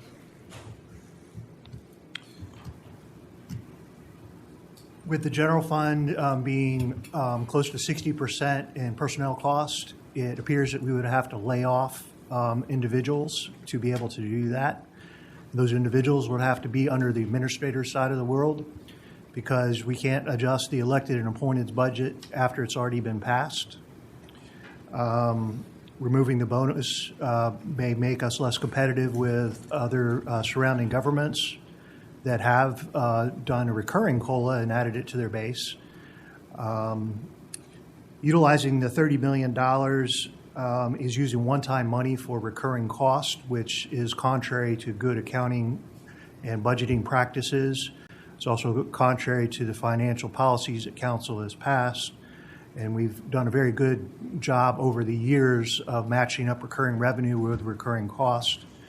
That $30 million is also planned for the EMS building in the capital improvement plan, which would mean we would have to borrow more money, so we would still have to raise taxes to do that. Thank you. Any discussion? Let's just call for the question. Can I ask- Mr. Kabrowski? To respond to that, I have a letter dated August 21st. It is by Mr. Guile, and it says that the millage is reduced to 35 mills. It would reduce revenue by 19.2 million. And again, I'd say that we consider for discussion calling back to 4.2 million, which would bring it to 15 million, and that we use half the money from, if the purchase goes through, to giving the tax break to the people that live here. Again, for all the reasons that I've said before, we passed tax incentives for businesses, and I said this would apply even more so to taxpayers. We do one-time incentives for them. Why not do it for people who own their homes? Thank you. All right. The $4.2 million is one-time money, so you couldn't reduce your recurring revenue without violating the policies. In looking at the 10 largest counties across the state of South Carolina, we've already communicated to County Council that we had the third lowest millage rate. When you add in the local option sales tax credit, we have the second lowest millage rate. If you are looking to reduce taxes, you have to realize that county government and what we approve for Trident Tech and the Parks and Recreation Commission is a very small portion of the tax bill that our taxpayers pay. For homeowners, it could be as low as 10% and probably not more than 15% for businesses. So reducing this is not going to make a big impact on taxpayers. What it might say to our employees is that we don't respect what you do, so we're going to not give you additional pay, and we're going to fire about 5% of our workforce. All right, roll call vote. Yes, sir. Mr. Boykin? Nay. Mr. Darby? Pardon I wasn't paying attention. I don't know what the vote is for. I'll have to come back. Do you need me to repeat the motion? No, ma'am, please. Okay. Mrs. Honeycutt? No. Mr. Kabrowski? Aye. Mr. Moody? Nay. Mr. Pryor? No. Mr. Sass? Nay. Mr. Werman? Nay. Mr. Middleton? Let's go back to Mr. Darby. Mr. Darby? Nay, then. Mr. Middleton? Nay. All right. The motion fails with 1 aye and 8 nays. Third reading of the FY26 budget. Yes, sir. An ordinance to amend the 2025-2026 budget ordinance number 2356 to provide for the increase of Charleston County's general fund budget by appropriating an additional $4,200,000 for the fiscal year beginning July 1st, 2025 and ending June 30th, 2026, hereinafter referred to as fiscal year 2026, to provide for the budgetary control of said appropriations by the County Council and the County Administrator and other matters related thereto. Mr. Boykin? Aye. Mr. Darby? Aye. Mrs. Honeycutt? Aye. Mr. Kabrowski? A nay. Mr. Moody? Aye. Mr. Pryor? Yes. Mr. Sass? Aye. Mr. Werman? Aye. Mr. Middleton? Aye. The ordinance passes third reading with 8 ayes and 1 nay. Second reading. Please change my vote on the previous motion, ma'am. Okay, yes, sir. All right, What was the 5A. what was the final count, Madam Clerk? So the final count was 2 ayes and 7 nays Thank you.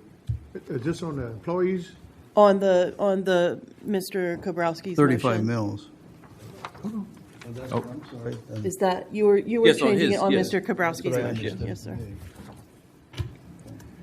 5A, MRF, perpetual easement, second reading of these ordinances. 5A, Yes, sir. MRF, perpetual easement to RCRM Family LP. Yes, sir. An ordinance approving and authorizing the grant of a non-exclusive perpetual easement to RCRM Family Limited Partnership on a portion of county property identified as tax map parcel number 393000003, located at 8099 Palmetto Commerce Parkway, North Charleston, South Carolina. Mr. Boykin. Aye. Mr. Darby.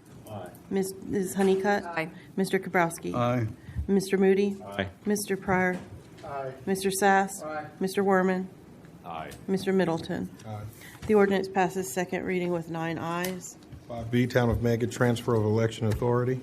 An ordinance approving and accepting the complete transfer of authority to conduct municipal elections for the town of Meggett to the Board of Voter Registration and Elections of Charleston County. Mr. Boykin? Aye. Mr. Darby? Mrs. Honeycutt? Aye. Mr. Kabrowski? Aye. Mr. Moody? Aye. Mr. Pryor? Aye. Mr. Sass? Aye. Mr. Werman? Mr. Middleton? Aye. The ordinance passes second reading with 9 ayes. 5C, Town of Hollywood, transfer of election authority. An ordinance approving and accepting the complete transfer of authority to conduct municipal elections for the town of Hollywood to the Board of Voter Registration and Elections of Charleston County. Mr. Boykin? Aye. Mr. Darby? Mrs. Honeycutt? Aye. Mr. Kabrowski? Aye. Mr. Moody? Aye. Mr. Pryor? Aye. Mr. Sass? Aye. Mr. Werman? Mr. Middleton? Aye. The ordinance passes second reading with 9 ayes. Committee recommendations with first reading of Chairman, ordinances. can I Yes. move for 6A through D through Delta, please, first? Second.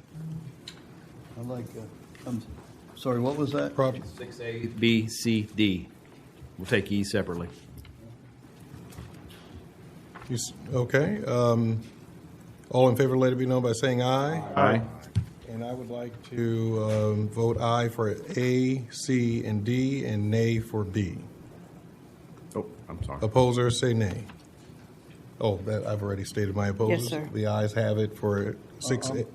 An A for B, and are we supposed to say, okay, then, I for A and C and D and nay for B? Yeah. Thank you for clarifying, Mr. Chairman. I'm sorry I should have excluded that one, but thank you for clarifying that. Yes, sir. Oh, and, Reading of the first ordinance. Oh, yes, sir. An ordinance amending the Charleston County Zoning and Land Development Regulations, ordinance number 1202 as amended, Chapter 5, Overlay and Special Purpose Zoning Districts, Article 5.12, Parkers Ferry Community Overlay Zoning, PFO, Table 5.12.5, Parkers Ferry Community Overlay Zoning District, Use Table to add vehicle storage as an allowed use for the businesses, service node, and commercial properties that have frontage on Highway 17, Savannah Highway, if approved through the special exception procedures of the ZLDR.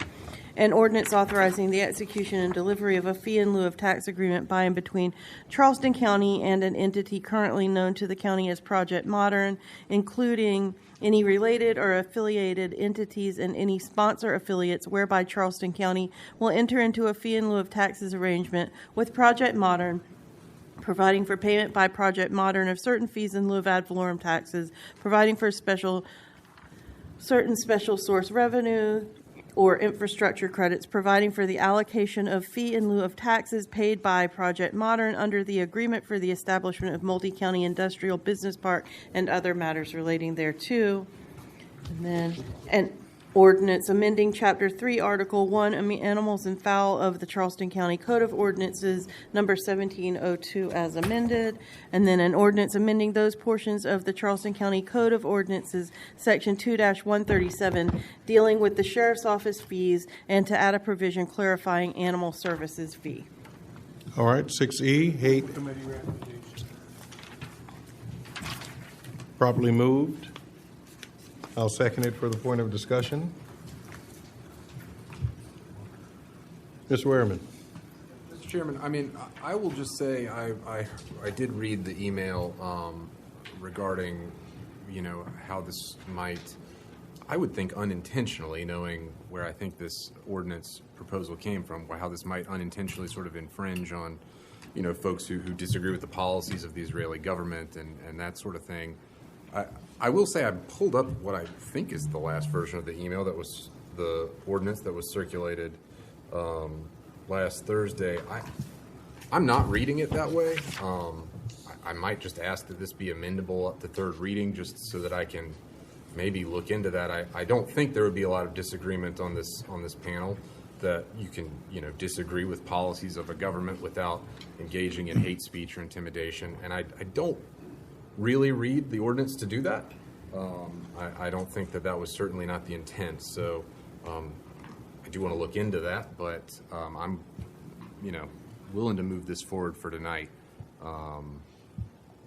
I guess I just need to understand a little bit more about that concern and maybe the history of what they're sort of talking about. But I'll amend my motion to say after the third reading. All right. What was this amended motion, sir? To amend the motion to make changes after third reading. Ms. Honeycutt?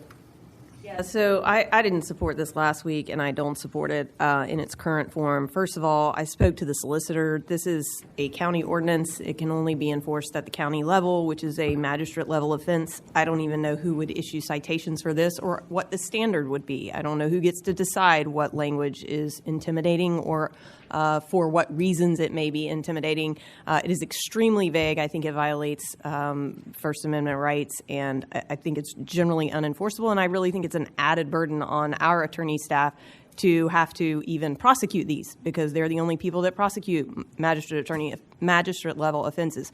I don't think this moves the needle at all.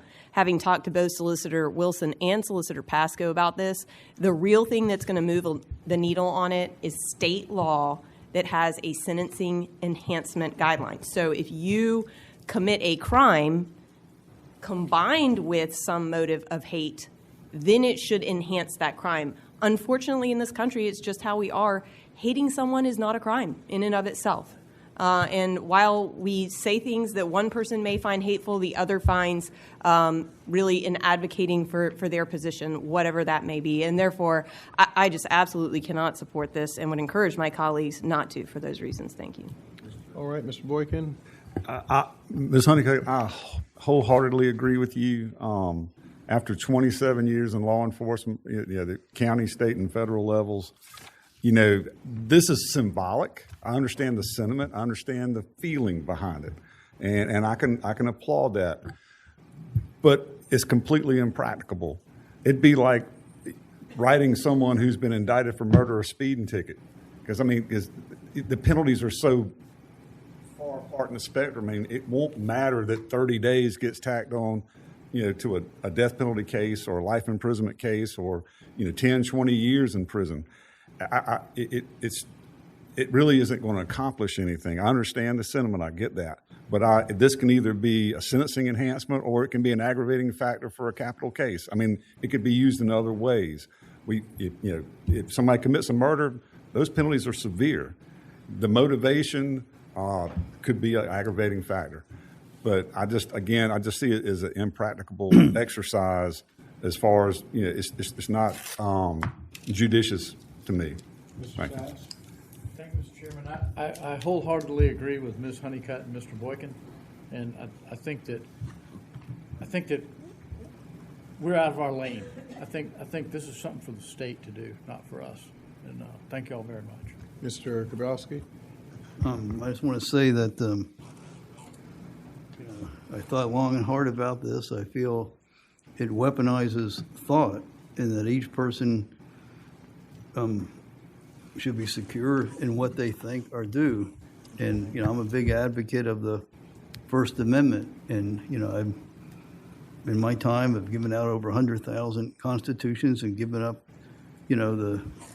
had constitutional essay contests on the First Amendment. And even tonight I hear things maybe I consider hateful and offensive, but I wouldn't want to outlaw that. And I just feel it would open lawfare against, and nobody would know. This council may interpret it one way, and in 2 years, people like the people out there may be in control. Who knows? And then it flips back and forth. And I would hate for when somebody commits a crime and they harm somebody physically, that's a crime. If you steal from somebody, and I don't know if we can weaponize thought. And I believe, a strong believer in the First Amendment, and the difference between the United States and Europe, they have hate crime legislation, and I feel the result is more hate of different people than what we have, because we have the First Amendment. Everybody is secure. I was brought up, and I remember the classic case where the Nazis marched through Skokie, Illinois, which was a Jewish community,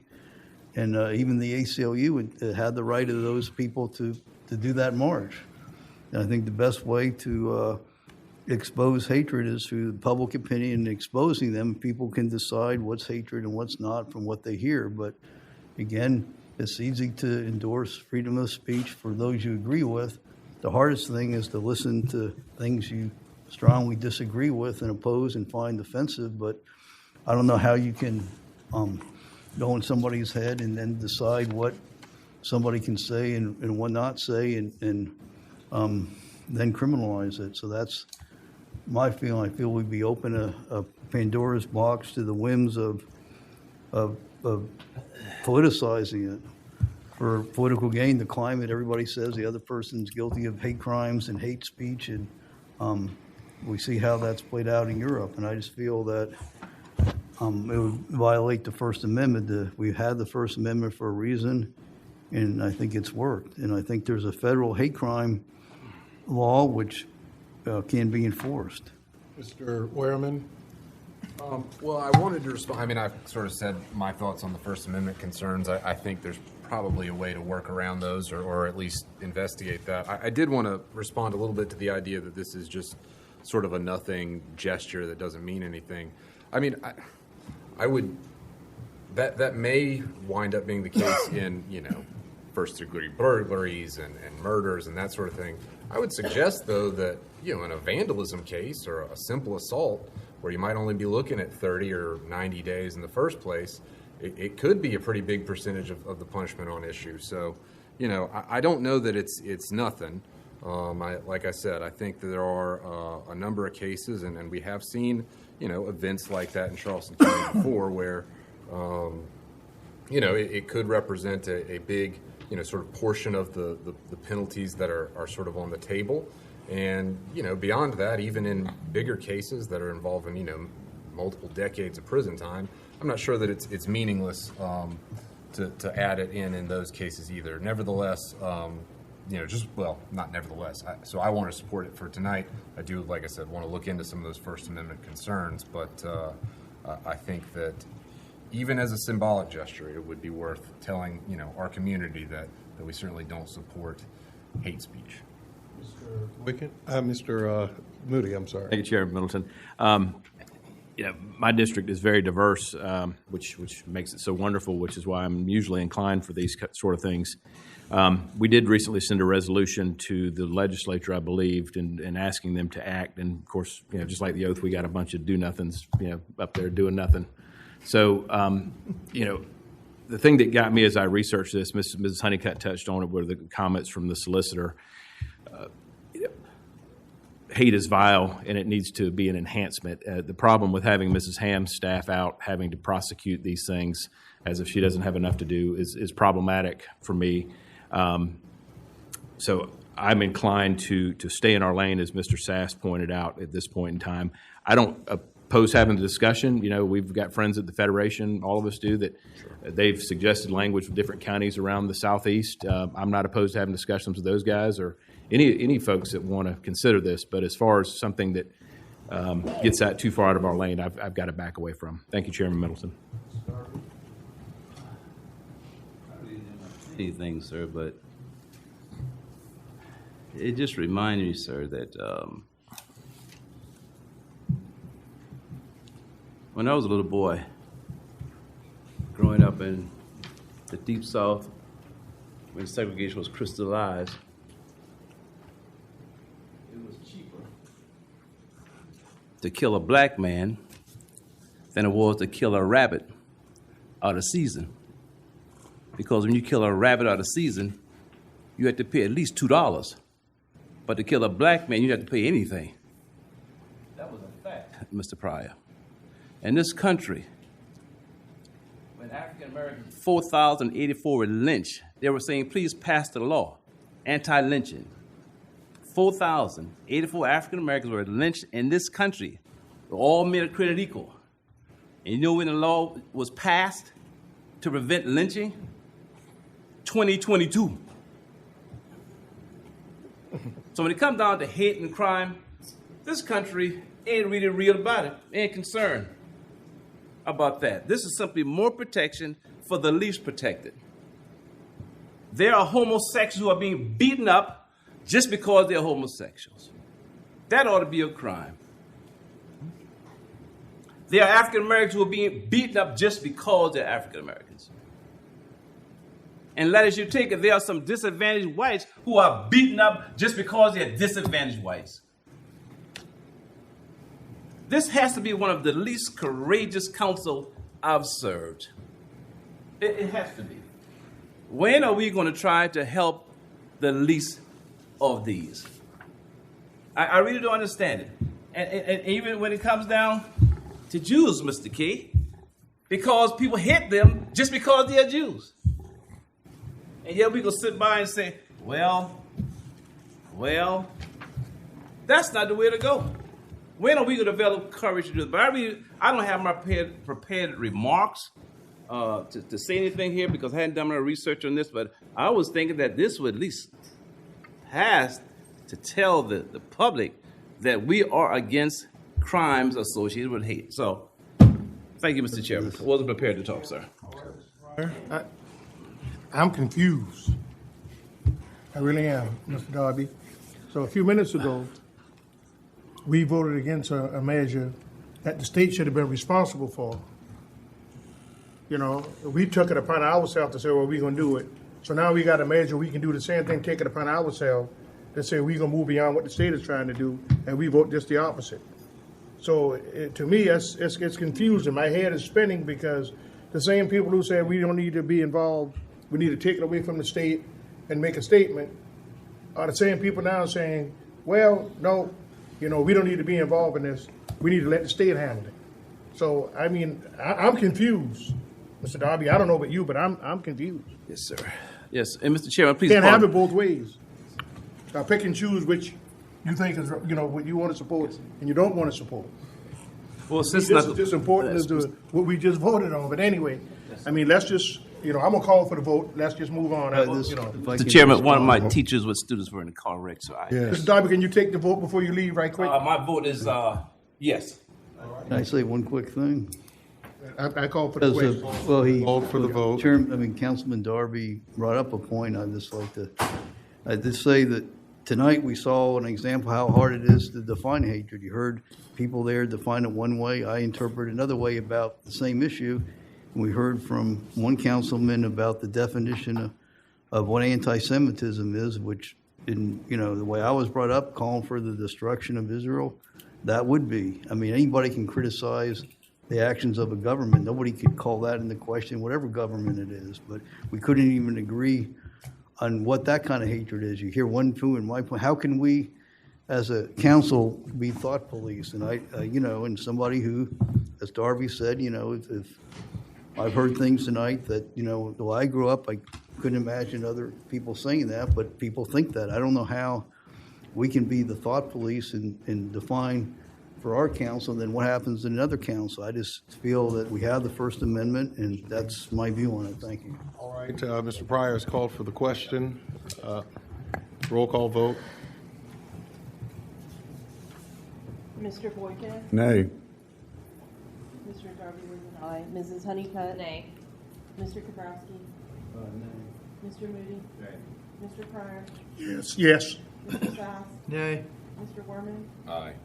Mr. Middleton? The motion fails with 4 ayes and 5 nays. Item 7, consent agenda. A through G. Second. Probably moved and seconded. All those in favor, let it be known by saying aye. Aye. Opposers, nay. Item 8, let's take them one by one. 8A, financial incentives for project OPF. Move for approval. Second. Probably moved and seconded. All those in favor, let it be known by saying aye. Aye. Opposers, nay. Nay. The ayes have it. Project number 8B, Trust for Public Land TST Assistance. Second. Probably moved and seconded. All those in favor, let it be known by saying aye. Aye. Opposed, let it be known by saying aye. Opposers, nay. Thank you so much. My head is spinning too. 8C and 8D. All right. Second. All right. Move for approval 8C and D. All those in favor, let it be known by saying aye. Aye. Aye. Opposers, nay. The ayes have it. 8E, Animal Services. Move for, Committee recommendation. What is the recommendation of the committee? Recommendation centered around unifying amounts and language in both animal service contracts. as discussed in executive session. As discussed in executive All right, so session. this has nothing to do with the bills that they submitted, right? No, this is just, Okay, well, I can get on board with that. yeah. Okay. Second. Do we have a motion? Discussion? Second? Was there a second? Yeah, I did probably have- moved. Who seconded it? Probably moved. I'll second it. Okay, Ms. Honeycutt. Yes, discussion? I just had a follow-up to our committee meeting last week, Mr. Tootin. I think we got the contract from Berkeley County, or Mrs. Ham, we got the contract from Berkeley County. What does their contract say about TNR, or is it a flat rate? Is it a lousy flat rate like we used to have, or what does it say about that? Mr. Moody, I apologize. I did receive that contract at about 5:30 this afternoon. I have not had a chance to review it, so. Okay. Mr. Tootin, do y'all have a chance to eyeball it? Not holding you to anything, just loosely. What did Mr.? We voted already, or? Okay. From a quick view of it, it appears that it is a set amount, sir, that is just broken out over 12 months, and it's not broken down like we did for specific services. Okay, so it's a contract like we used to have in the past that just pays Some could say sight that, unseen yes, sir. number. So I'm going to object. I'm going to continue to let the CEO of the Animal Society, he quoted saying they're in a better position to raise the money for spay and neuter programs, and he said it. I'm going to hold him to it. So I'm going to vote nay on this. Thank you, sir. So you know what you're voting for, Yes, sir. right? For committee recommendations for the unification of the contract. Yes, I do know, but Okay. I would vote that we do not have any of that in, is why I'm voting no. For either? Correct. Okay. Zero. In other Zero. words, they shouldn't be paid by government. I see. Okay. I think donors should be paying that, just got as you. the CEO said they should. I would hold him to that. Mr. Wehrman? Oh, I'm sorry. You were just stretching. Think through. Okay, I'm sorry. Roll call vote. And thank you, Mr. Pryor, too, by the way, for seeing those billing discrepancies from Berkeley County last week. Sorry to interrupt, Mr. Chairman. No problem. Mr. Boykin? Aye. Mr. Darby is absent. Mrs. Honeycutt? Mr. Kabrowski? Aye. Mr. Moody? Nay. Mr. Pryor? Mr. Sass? Mr. Werman? Mr. Middleton? Aye.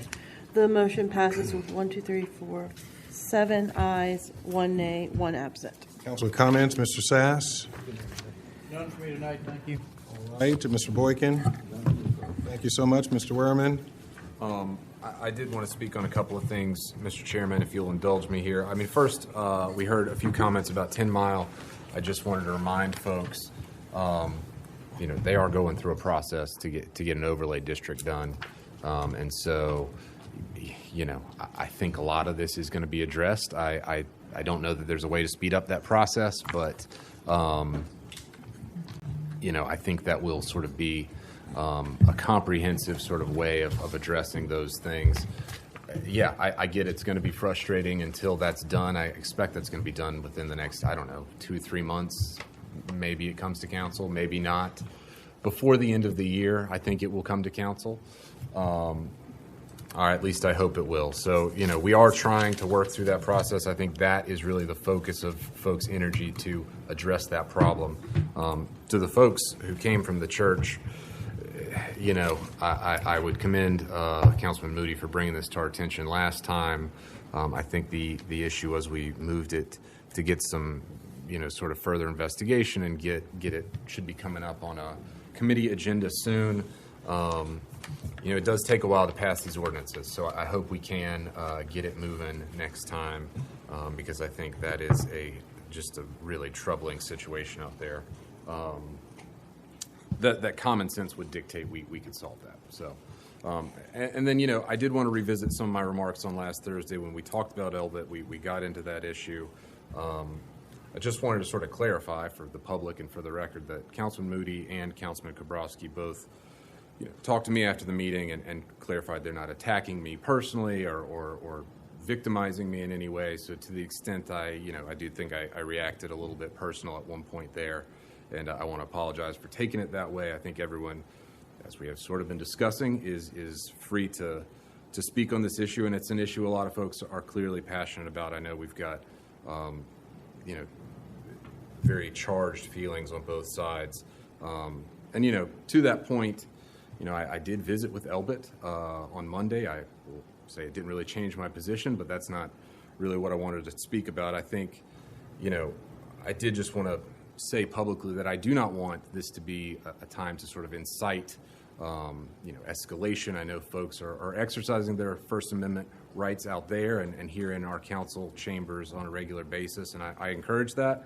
I don't think anyone's opposed to that. certainly want to avoid escalation. I know that they are concerned there about, violence or harassment or dangerous behavior. I think, we're not trying to encourage anything like that, but a healthy debate. And, sometimes a confrontational debate is going to have to be part of exercising free speech, but I think we want to make sure it stays within the bounds of that, and I just wanted to put that out there on the record as well. Thank you, Mr. Chairman. Thank you so much. Mr. Moody? Thank you, Mr. Chairman. Thank you, Mr. Worman. Thoughtful comments as always. We've had good discussions. We've had spirited discussions, and appreciate you lifting that up. It was not necessary, but thank you for that. And also thank you for pointing out, I was pleased to see the folks at Getty's Hall and DuPont Station come out. That is a troubling situation that's been brewing over there, and I'm sure it's been brewing in neighborhoods across the county. It's not just them. But I do want to thank several council members. The folks have called me, and I've called them, and we've reached out and said, "What if we could tweak this or tweak that? I could probably get there." I appreciate those discussions. I think everybody's looking at this from a common sense standpoint and thinking we got to figure something out to get there. If we could do this or this. So, Mr. Worman, to your point, I think we'll have something ready for the next Public Safety Committee that hopefully a good majority of us can support. So.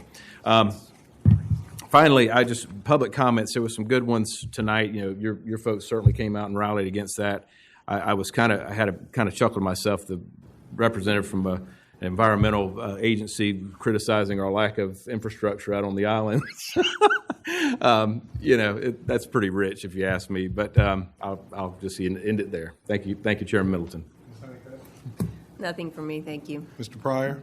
Just 2 quick points. I want to thank this council for seeing it fit to take care of our employees, our, workers who come in day and night whenever they're called upon. And so I think this sends a good message to them, let them know that this council is behind them 1,000%.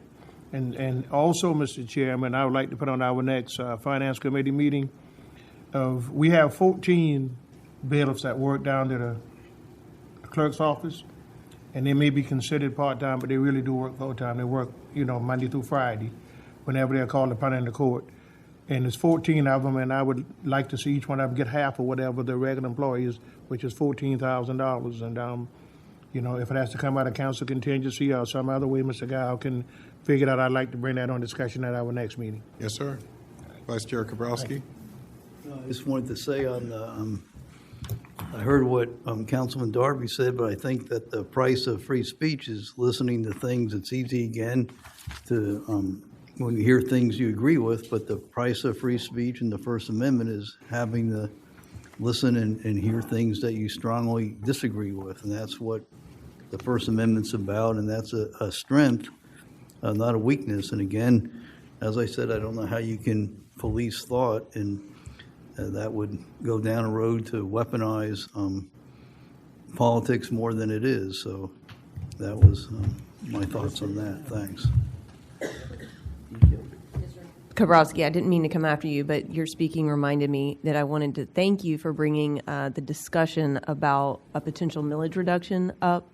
But I would hope if we ever need to discuss that type of thing, we could do that before budget, because we would need to identify recurring savings that we could make before the last reading of the budget, because I would certainly be amenable to that. And I also want to just remind folks that we did reduce the millage technically with reassessment. And so the recurring costs of doing business as a county are Right. gradually going down that way.